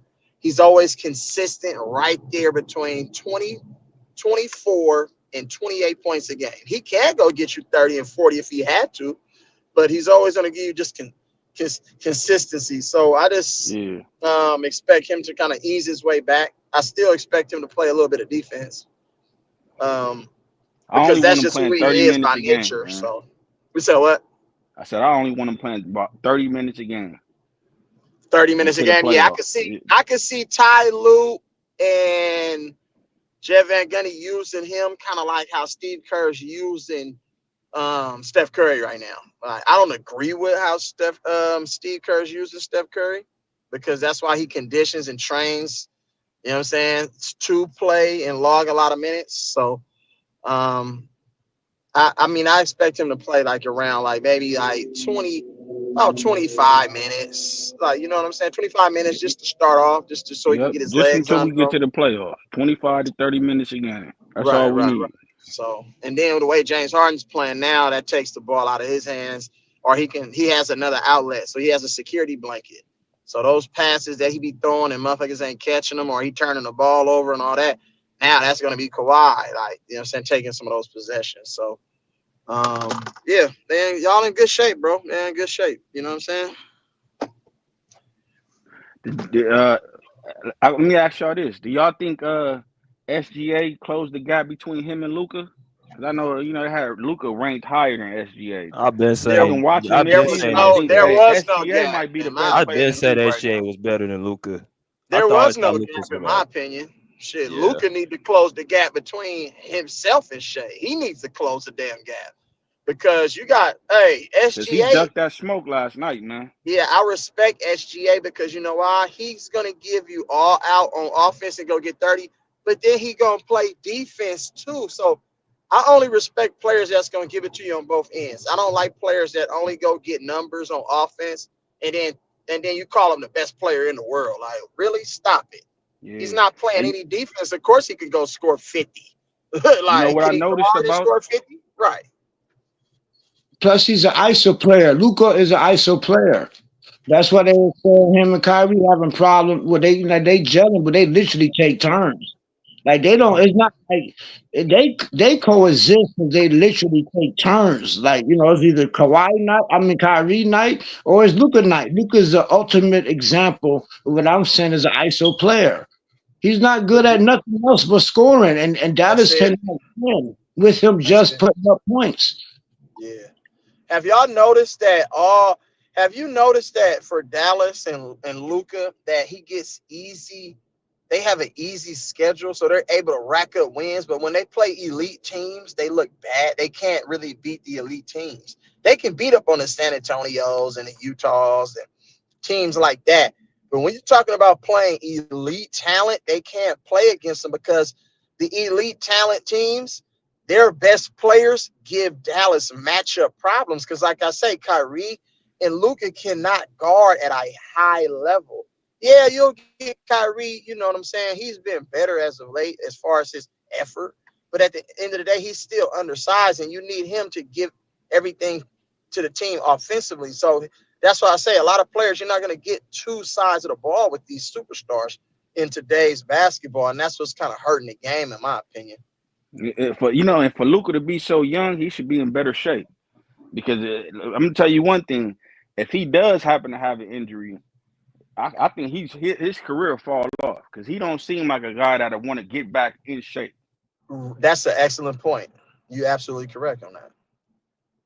That's the problem with J. Kidd right now and Luka. It's been like that with J. Kidd and Luka. He's always felt like Luka, since J. Kidd took that job, he's just not in shape. And J. Kidd hates that because you know how J. Kidd worked and was in shape, able to, take that ball off the rim and go 100 miles an hour in transition and then play defense at the same time. So J. Kidd always wants people to be in shape. Like, you know what I'm saying?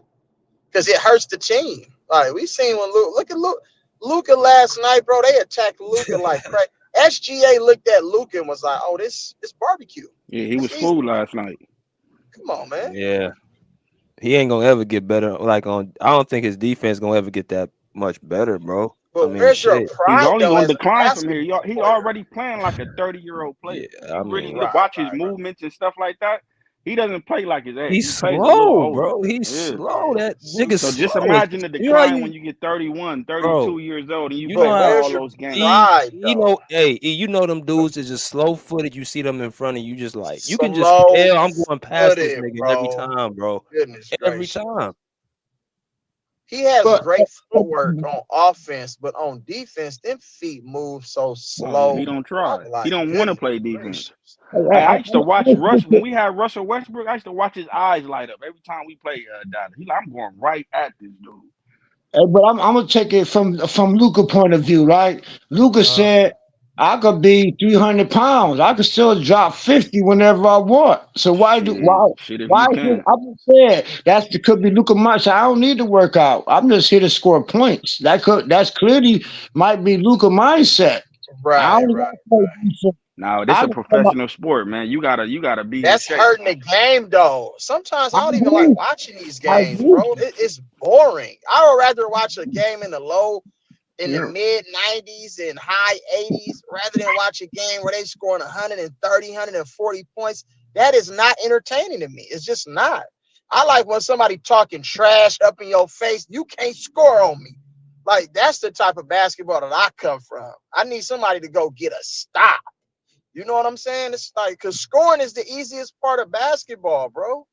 That's the I easiest part. agree. It But is. that's the problem with having an ISO player. Jason Kidd he has an ISO superstar. That's it. Yeah. Yep, you Yeah, but I gotta play thought both PJ ways. Washington, if they had PJ Washington, that game would have been much closer. Yeah, man. I don't think Dallas is gonna do anything this year. Nah, I not if they don't I don't make don't another believe in Dallas. trade, man. I'm glad we got DJJ from them, man. You can Who? tell they missing him. Derrick Jones Jr. Oh, yeah, for sure. Sure. Yeah. Of course they miss him. I try to tell everybody that. People thought I was tripping. I'm like, bro, I don't care who. You can add Klay Her dad Thompson, got her. George Thompson, Michael She left with Thompson. It her don't dad. matter, bro. What you're losing in Derrick Jones Jr., you're not getting that in Klay Thompson. And then you got to look. Derrick Jones Jr. was high.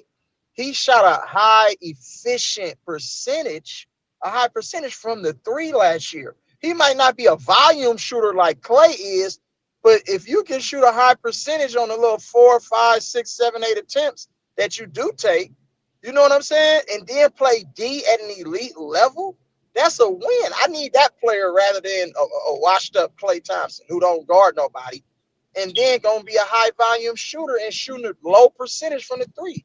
That's not helping my ball club. I like Najee Marshall. I said Najee Marshall was gonna help out a lot, and he has. Yeah, that's a But good at the pickup. end of the day, like, you gotta have other guys too, though, that like complement each other. You're gonna have to get Luca to share the ball. That's Yeah, Luca too. he's not changing at this point though, cuz. See, that's what I mean. You're gonna have Luca pass the ball like we gotta have Harden pass the ball. We got the same problem. See, when you got a prolific, Harden is a nice player. I'll take none from him. He's a prolific at what he does. But is he good for a team? Same with Luca. Luca is dangerous, but is he good Nah, for a Harden team? give more effort to me than Luka. Well, Luca is a better scorer, Well, so you know why he gives more effort on defense? Look who he's playing for. He's playing for Ty Lue, and he's playing for Jet Van Gundy. They not having it. They'll pull the string quick on you. If you ain't guard nobody, like, you feel me, and turning the ball over, bro, they'll pull the string on you, bro. That's that's a like, good. they're going to an old school style basketball is what the Clippers. The Clippers have played old school style basketball this whole season. Straight old school. Other than Slow. the James Harden system, but I'm just talking about defensively. I would say defensively. Yeah, you're right. Old school. Slow people down. Keep them around 100 points. Make them Yeah. work hard. That's like the Knicks, like he did with Houston, old school. Yeah, the Knicks, Houston, yeah, they get up in you. You like, you know what I'm saying? They make you uncomfortable where you be like, damn, why I can't get my shots off? I'm a Hall of Fame player. Why I can't get no easy buckets? Because they're not allowing you. See, these players only score all these points because the other team allows them to score. If you put a lot of these great players in today's game, back in the 90s and the 80s, in the early 2000s, they won't average that many points, bro. Like, you know what I'm saying? Teams just be allowing them to walk through the lane, shoot wide open, uncontested shots. They don't take none of their moves away from them. If you take Giannis's Euro step away, how many points you think he gonna average? Just let's be honest. That's a great point. That's why defense ranked number 6. Like, we slowing teams down. We just got to get our offense like at least the top 15, at least top 10. Our offense is lagging. That is that shows that, just like you said, how Dallas can't beat elite teams. We have a problem with elite teams. Only got they shut Powell out. Nobody called it. Powell had his third bad game when you got an ISO. When you got a coach who realized, okay, Powell is like he's just pretty much a running gun. He run a gun and shoot. Our coach just said, "Yo, you got the green light. Just go out there and do what you do." Okay. Teams say, okay, we just gonna lock this one dude down and mess up their whole offense, and that's what they did. Powell had 3 worst games ever against Houston. To be honest, straight up, his efficiency and his clutch. Powell has been that dude for the Clippers. It hasn't been James Harden, because James Harden takes a high volume of shots. Like, you know what I'm saying? But Norman Powell is efficient with his shots. Hey, speaking you know of what Powell, I'm saying? do you think But you have to understand, Norman Powell hasn't been this type of player his whole career. I would say he's having an all-star level season. He's never but I had don't think one he of had these the type of opportunity. seasons. So it's like uncomfortable for him. It's like, so when you get good defense on Norman Powell, he's going to only come back to who he's always been when you put elite defense on him.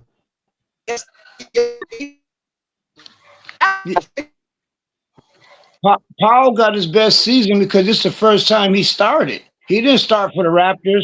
He didn't start for the Blazers. This is his first time, getting opportunity. He's always could score, but this is his first time in starting lineup. Let me ask you this: when he moved back to the third option, do you think he could keep up that scoring? I think he should I would stay. I would like I Powell would to say stay in no, that first, because he's second not going to option. get as many shots. I would put I don't Harden think as he can third keep option. up the scoring because his shots are. He's probably gonna get about 5 to 6 less shots a game. You know what I'm saying? Because you got to factor in Kawhi. Kawhi needs to get his shots too.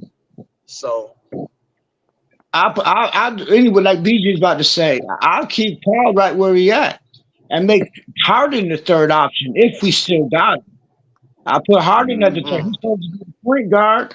Like that, he's supposed to be the point guard. but Harden is your primary ball handler. So yeah, but that's the problem. Powell is a better scorer. So we switch it up. That's a good problem I to don't have. think Powell's a better because you scorer can- than James Harden. I don't know about that one. Because when James Harden's on the bench, He might be more Powell's gonna efficient be the right game now, with but he's not a Kawhi, better so scorer it'll than work out James both Harden. ways. Yeah, Powell It'll is work our out number both one ways. scorer. Powell, our number I just one thought scorer. Paul George was a cancer to the team.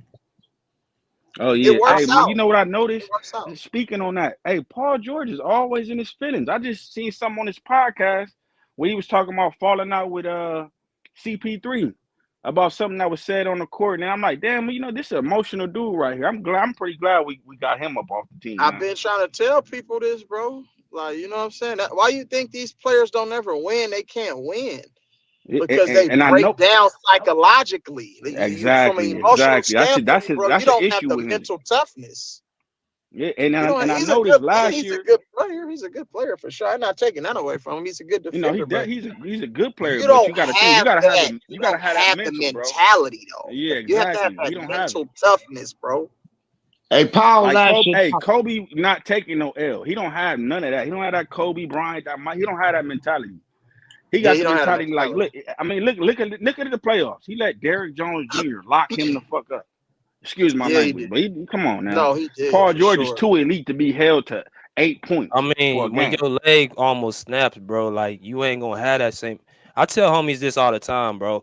Anybody that watched that play with his leg, he almost lost his leg. It's a miracle the dude even playing ball. Yeah, Yeah, that I was mean, definitely. like You could hard. tell. Hey, I'm saying you're not gonna have that nigga. Paul George used to go at anybody going to the you basket. right. Like he used to dunk. You ain't gonna have that same mentality when you fucking lost your leg almost in half. Hey, You gonna That was BJ, you change could your tell game what's in plan. his back of his mind, like every play. You could look at it and tell sometimes, like, oh, nah, I want to ease That's up. facts. That was the He problem. I don't have the mean, same level of explosion. That's all. I I'm think not. But I I mean, think I Hey, it's in but his you know a about mind what player too. you're Like that you I need don't saying. to want to go. I watch. don't even want to play that hard because You my know a shit is player snapped. that y'all gotta watch out for. Victor Oladipo on the comeback, bro. Watch. Say his name I again. hope Who? if I'm the Warriors, I'm going to see. I'm saying Victor. I'm signing Victor to a vet minimum. Where he at? Overseas Period. right Point now? blank. He Nah, he overseas right just now? working out here, free agent. He just been working. He Oh, just rehabbing. He been rehab. I watched some videos of him. That man looking good. yeah. He waiting on somebody to get injured or something. Somebody will bring Vic in. What is he, a Shit, free he agent? could take D'Anthony Melton. He could take D'Anthony Melton's spot. Like, you know what I'm saying? And take up some of them GP minutes.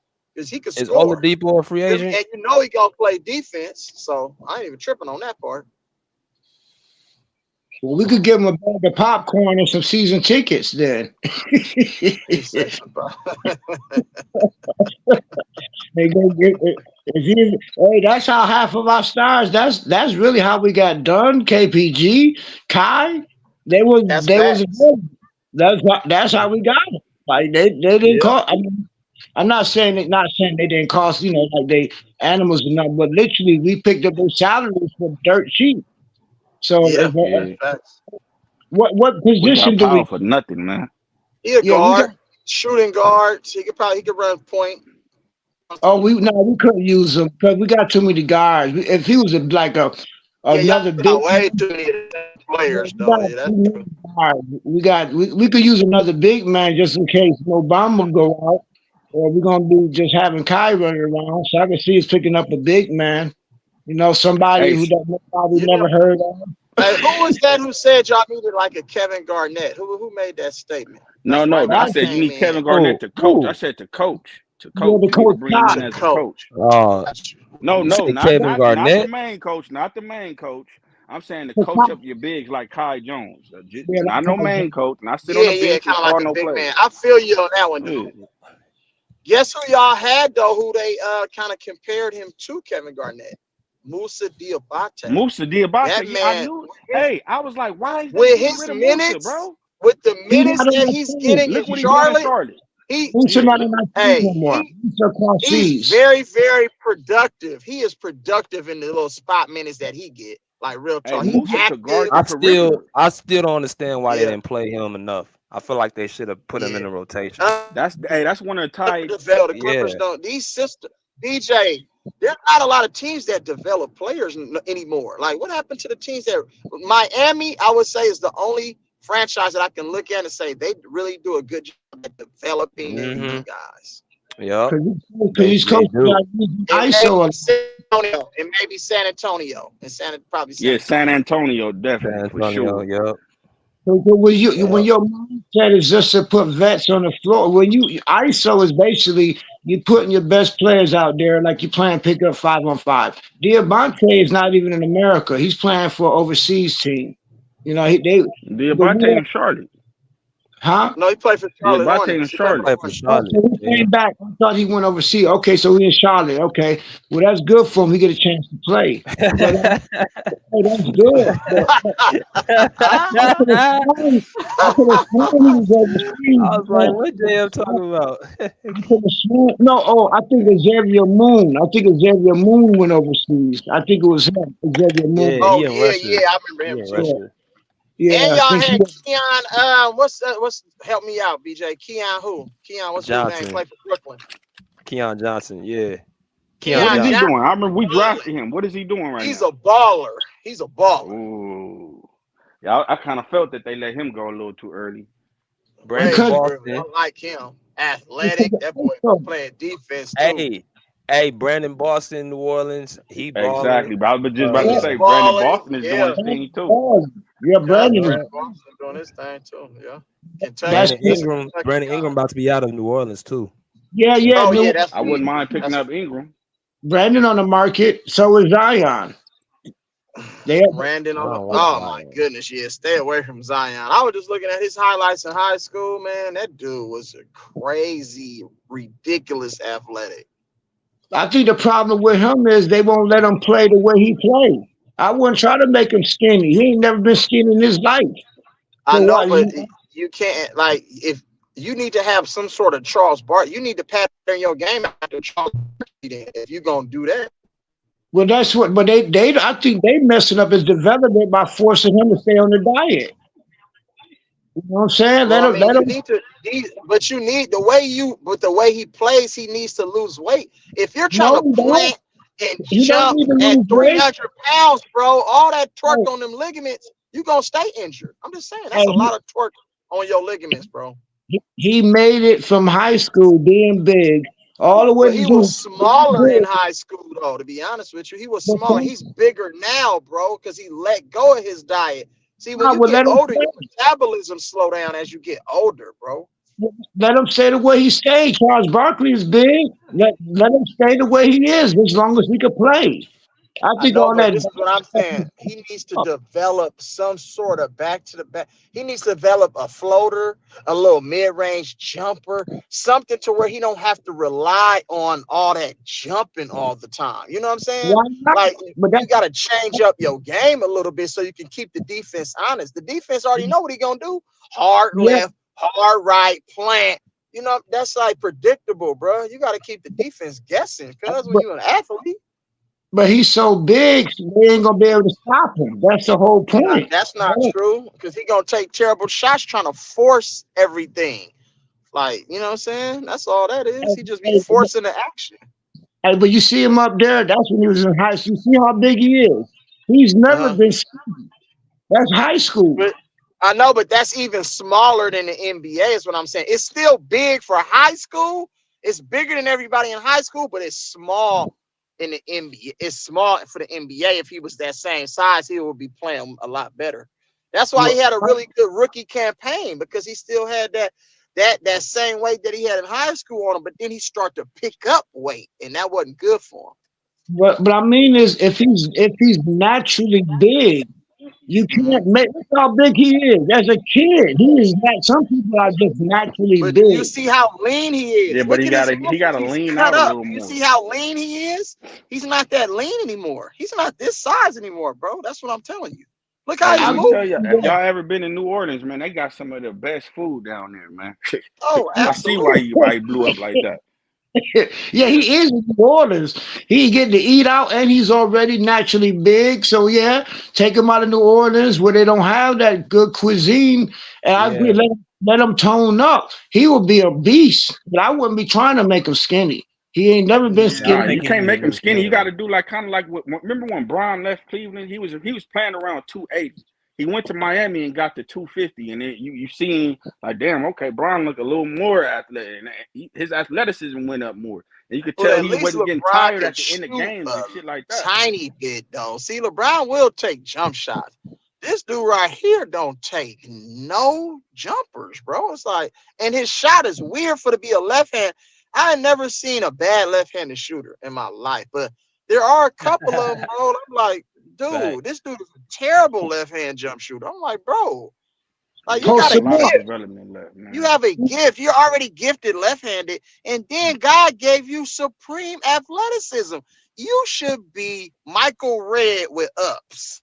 Real talk. He really went to the wrong organization, man. Yeah, If I Pop would have agree. got his hands on him, man, he'd be in hell of a shape right now, and his career would be doing better. But he went to, Yeah, I don't even know who his coach is. Willie Green or some shit like that. Yeah. yeah, Willie Green. Yeah, Yeah. so I mean that kind of explain that. Sometimes that's why it's good Wemby went to over there with Pops because Pops gonna get Wemby right. Yeah, Wemby Yeah, gonna get right. yeah. Wemby gonna turn into Greg Oden though. Watch, You think so with the injuries type shit? watch. They coming. telling you, because more weight on that long, I don't want him to gain more weight. That's not Oh good for no, his let him body, stay. bro. Let him You know what stay I'm slim. saying? Let him stay slim. Andre said Ben Stay Simmons. slim so you can move like a guard. Once he get a lot of weight Exactly. on him, he ain't gonna be able to move like he Because that's moving the right type now. of game Why? he got. That's the type of Because game he that's the got. Yeah. game he got. He's Yeah. just a taller version of motherfucking Kevin Durant, but slower. You get what I'm saying? But he covered more space because he's so long. But at the end of the day, bro, I don't want him gaining hella weight because one little plant here and one there, that's that one of them lists, then what they call it, the Liz Frank injuries, them little broken foots, that Liz Oh, Frank. you know, once the big break his foot, it's over. It's a wrap. That's what I'm saying. He's gonna turn into Greg Oden, so they're gonna have to really like use him more wisely. Why do you think he's starting to shoot more threes? Have you noticed? That nigga take like 9 threes 10 a or game. 12 a game. Yeah, I seen That's that. what I I'm seen saying because they told that nigga, I don't Gilbert want you Arenas doing been all that talking about running that. and cutting and all that jumping. That's why some of these players, when they change their game up, it's because of the organization said, I don't want to risk all the money that we're paying you. I don't want to risk any injury. So I need to, you know what I'm saying? They kind of try to like put him in a box, bro. Gotta be careful. Yeah. Hey, I got one more question for y'all, right? If you're a Clipper fan, Zubac, right? I like his game, right? He an old school center, play underneath the basket. I like that, right? And sometimes, hey, his touch seems like it's there, but others, it's like, damn, bro, you can't score on this dude. And I like what's the center for Portland? I would like to trade DeAndre for Ayton. DeAndre Ayton. He on the trade block And too because they drafted Klingon. They got Klingon over there. This gonna sound crazy. I'd actually bring in Dwight Howard for nothing, from season tickets and a bag of popcorn. Go get Dwight Howard. Nah, it's gonna cost you something. It's gonna cost you your asshole. I don't care about his sexuality. Hey, Jordan had to play with Rodman. Rodman was the same person. Jordan said, I don't care what Rodman did. Man, Dennis Rodman was like Prince. You tripping? Dennis Rodman had a ton of women, cause it was like he do all that funny dressing stuff, but you never hear no stories about him messing with no dude. I promise you that one. My point is, DeAndre, and if I wouldn't care about what oh boy, I just forgot Dwight Howard. Dwight Howard. I wouldn't care what he do off the court. That's his business. But all I do know is if he come back, he would definitely help our team, and we could get him for season tickets and a bag of popcorn. I wouldn't thought he care. was gonna sign with the Warriors. Shit, that would have helped our team, but they didn't want all the distraction off the court. He's a distraction, bro. So No, hey, so like I said, you get a coach that to go like, yo, man, if we're gonna give you another chance, whatever you do on your own personal time, you do just like they had to deal with Rodman. Not to that extent, but Rodman used to take off, go get drunk, do whatever he wanted, even during the finals. There's stories about him saying, I need a vacation, and he would leave and come back late to practice the whole shit. So it's a precedent. Like I said, I wouldn't care what this man did. He a grown man. What but he you do, know he what? do. The team knew exactly what Rodman can do. All of that coming late and all of that would still go get 30 rebounds. That's what Dwight Howard could do. With 4 blocks, couple That's- steals, and get all in your opposing team best player head. Hey, So you have to understand, Dwight Howard isn't a Dennis Rodman. Dwight Howard is the type of person that'll get in the game and get 3 quick dumb fouls, and now got to go back to the bench. I can't rely on that. Hey, what one thing that Dwight got on his side, if we did, just hypothetically, ain't nobody gonna try to get too close to him. that worked. Hey, that worked for him. It works for him. Work for him, huh? For him. Like ain't nobody gonna try to body up with him. And Lakers won with Dwight. They ain't won nothing without. And they was talking about trying to, but like you said, it's off court business. But man, he's athletic. He's big, even like a DeAndre Jordan. Ain't having that. Yeah, Kawhi Leonard definitely ain't having that. Come on, man. He'll make Kawhi Leonard feel so uncomfortable. If he looking at it, yo, man, just come play. Kawhi, yo, like I said, he's athletic. He's still young. He's a It's already vital. bad enough y'all got Kai Jones weird ass. So you can't have too many weirdos on the squad. Why not? Hey, I'm a Raider fan, so you know our whole team been a bunch of weirdos and the misfits. So it can't work. It can't work. Yeah, them Raiders on. They be tripping, man. Yeah, we historically has had players that nobody else wanted. So I'm just saying, you give somebody a chance. You don't look at they past, or you know, like Kai Jones is a perfect example. He had a total meltdown, but as you can see, we took a chance on him. You give him some development because he's a diamond in the rough, right? Yeah. Kai Jones is. I don't even think he's American. I think he's from the Caribbean somewhere. He's not even American. Not saying Yeah. it's not against him, but he's from a different country. On top If of he that, could shoot, if he had like a little mid-range PJ Brown jumper, man, that dude would be so impactful to the game with his athleticism and length. I don't understand why these players don't work on more than just what they. That's crazy how they make it through all these different levels and can't do one thing good. Like you should be able to do everything good. You he know what never I'm saying? he never made it through no levels. He played 1 year and he got kicked out the league.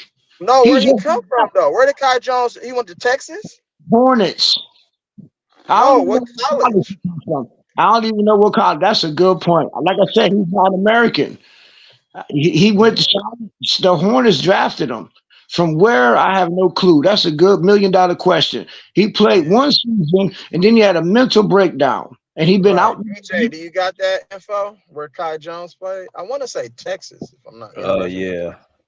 Let's see. Kai Jones. He went to Texas. Yep. Yep, that's what Drafted I thought. first round, 19th pick. Damn, he came out of school early. He was a freshman. He came out after his freshman year. Yeah, he's I baby. hate players. Diabate, same thing. Came out at Michigan University of Michigan after his freshman year. If it was like I would say a max 2 years. I hate the one and done thing. Stay in college for 2 years, and the NBA will put better American players into the NBA. It'll be a better league, bro. At least just leave your sophomore year. But I need you to stay 2 years and get that experience first. Yeah, these dudes don't know how to play, bro. Like some of these dudes don't even know how to do a proper backdoor cut or They an don't L even know cut how or to do Iverson cut regular or stuff, bro. like, bro, like that stuff you learn in college and school. I'll be like, God, and I'll be like, sometimes I'll be having to sit down and just talk to God. I'll be like, God, why did you give some of these dudes this height and athleticism and then give it to me? Because I utilize it the right way, though. You feel me? Yeah. Yeah, I don't know. Yeah, man. Yeah, that dude he's all raw talent. Just raw talent, and ain't nobody developing them. That's why I say get KG over there, help develop the guy. Yeah, KG be perfect. He can hit me up. Shit, I'll develop him. Hey, Wait, let me I ask don't know. y'all. Yeah, Let me go ahead. ask I'm y'all. sorry. Go ahead. What y'all think about this? Y'all think KG is a better power forward than Tim Duncan? Damn. Yeah, that's a good one. I think that Kevin Garnett would have won the same amount of championships if he was in the same system as Tim Duncan, in my opinion. Because Kevin Garnett was a better defender than Tim Duncan. Let's keep that 100. And offensively, he can hit you 18 to 20 foot jumpers. Tim Duncan rarely Tim shot Duncan those can do kind that of too. shots. No, but not on the same frequency as a Kevin Garnett. Hey, Let's we just got to be put honest. some more respect on Timmy Duncan's name, No, I'm man. not Tim taking Duncan nothing got away, them but I'm just championships. saying He Kevin got them Garnett. rings. Yeah, he got rings. Of course, he got that. But I'm saying if you sub the players, Tim Duncan would have the same career Kevin Garnett did if Kevin Garnett was drafted to Minnesota. Real talk. No, I believe that. I believe that. Yeah, the gap between those two is not that big at all. And I can promise you, Kevin Garnett wouldn't have been sitting on no damn bench when they needed to get a rebound to win the damn finals. That right there, I guarantee you, Kevin Garnett would have cussed the hell up out of motherfucking Greg Popovich. Nigga, put me in the game. He probably would have checked himself in the game, to be honest with you. Yeah, but Which finals was this? Tim Duncan was more of a pushover, though. That's why. Yeah, he had them turnovers. Coachable. He was a coachable. He was one of the most coachable players you can have. And plus, when they played against the Heat, their first game, Tim did have a couple of turnovers. So I could see the second time around, they didn't really rely on him in the end of the game because they went back to back. They would have beat my. They If didn't Ray win those Allen, championships because of Tim Duncan led them to a championship. It was Ginobili, Kawhi, and Tony Parker. I And agree, Gary Neal but Tim and Patty Duncan. Mills. Yeah, Tim Duncan did his thing in them finals. Like that's when Kawhi first came out of his shell, right? So the first game they would have beat the Heat the first time, right? But Tim had in the last 3 or 4 minutes, Tim had he wasn't something he did, and then Ray Allen got the ball to hit that lucky three. Well, I ain't gonna say lucky, he made it, and so the Heat won the final year because they played them back to back. So the next time they played, Tim that's when Kawhi emerged, so they didn't really have to focus too much on Tim. That's when Kawhi took over. He came in pretty much to defend LeBron. So that was a difference Oh, maker. Kawhi missed him 2 free throws too in the previous year. Remember Yeah, that? the previous year. Yeah, that was his first time. Probably sell shots. He barely could shoot the ball. Nobody. That's when the whole world first heard of him. Like, who the hell is this dude? And that's that. What Kawhi Leonard? Nobody never heard of him before. He just came out of nowhere. Yeah, I agree with you. This first year, he wasn't really that good, but because he came off the bench, he was like the last resort. Like you said, Tim Duncan wasn't really doing his thing too much. The D'Angelo, all of them was doing their thing. Okay, Pop had to try somebody. Let me put this dude in who ain't never played before. You know what I'm saying? And the rest of so he missed them 3 throws, but the next year he came back focused. And the year after that, he was beating Golden State ass and he got hurt. Yeah. We had to bring the secret weapon out on him. Yeah, they brought the secret weapon out. Yeah, then he got hurt. And then, but anyway, I feel you like Tim. I'll give it to KG. I agree with you. KG had that heart. He was the main reason why Celtics won was KG. Hey, I remember when KG slapped Tim Duncan upside his head. Y'all don't remember Kevin Garnett did not like Tim Duncan, bro, at all. When I used to watch them play, it used to be comedy. He used to be cussing him out, spitting all in his face. He slapped him over his head one time. I remember that. I'll never forget that, man. Hey, just to jump in real quick, speaking on that, KG said I think it was All the Smoke or someone in the podcast. I heard what he said. He gave Tim Duncan the ultimate praise. Yeah, he said, Tim, man, he said, damn, I wanted him to at least say something. He said, Tim wouldn't say nothing. He would just stare at me and shit. He said, that fucked him up.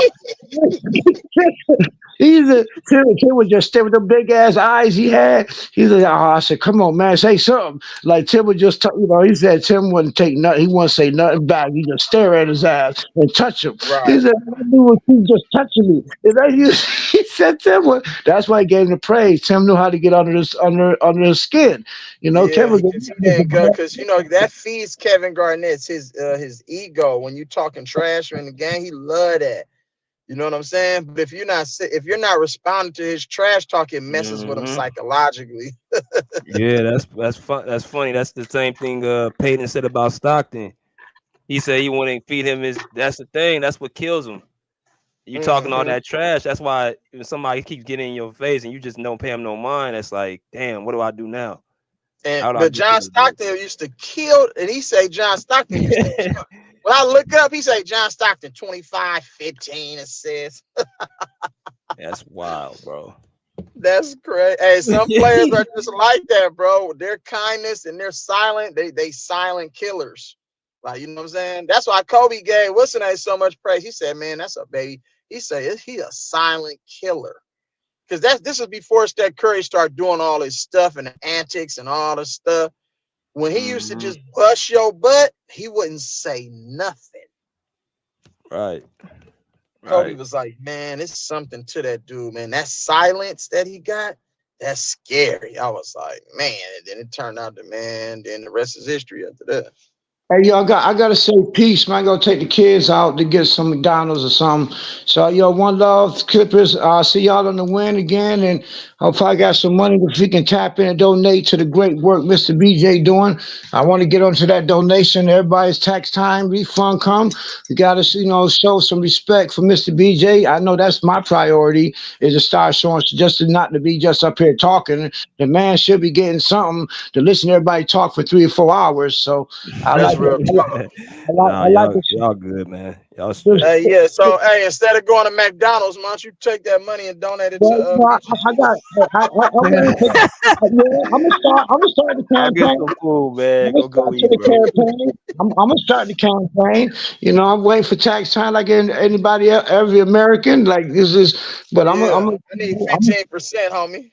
yeah. Shit. I just Like the want to put church, it I up need there. 10% like the church.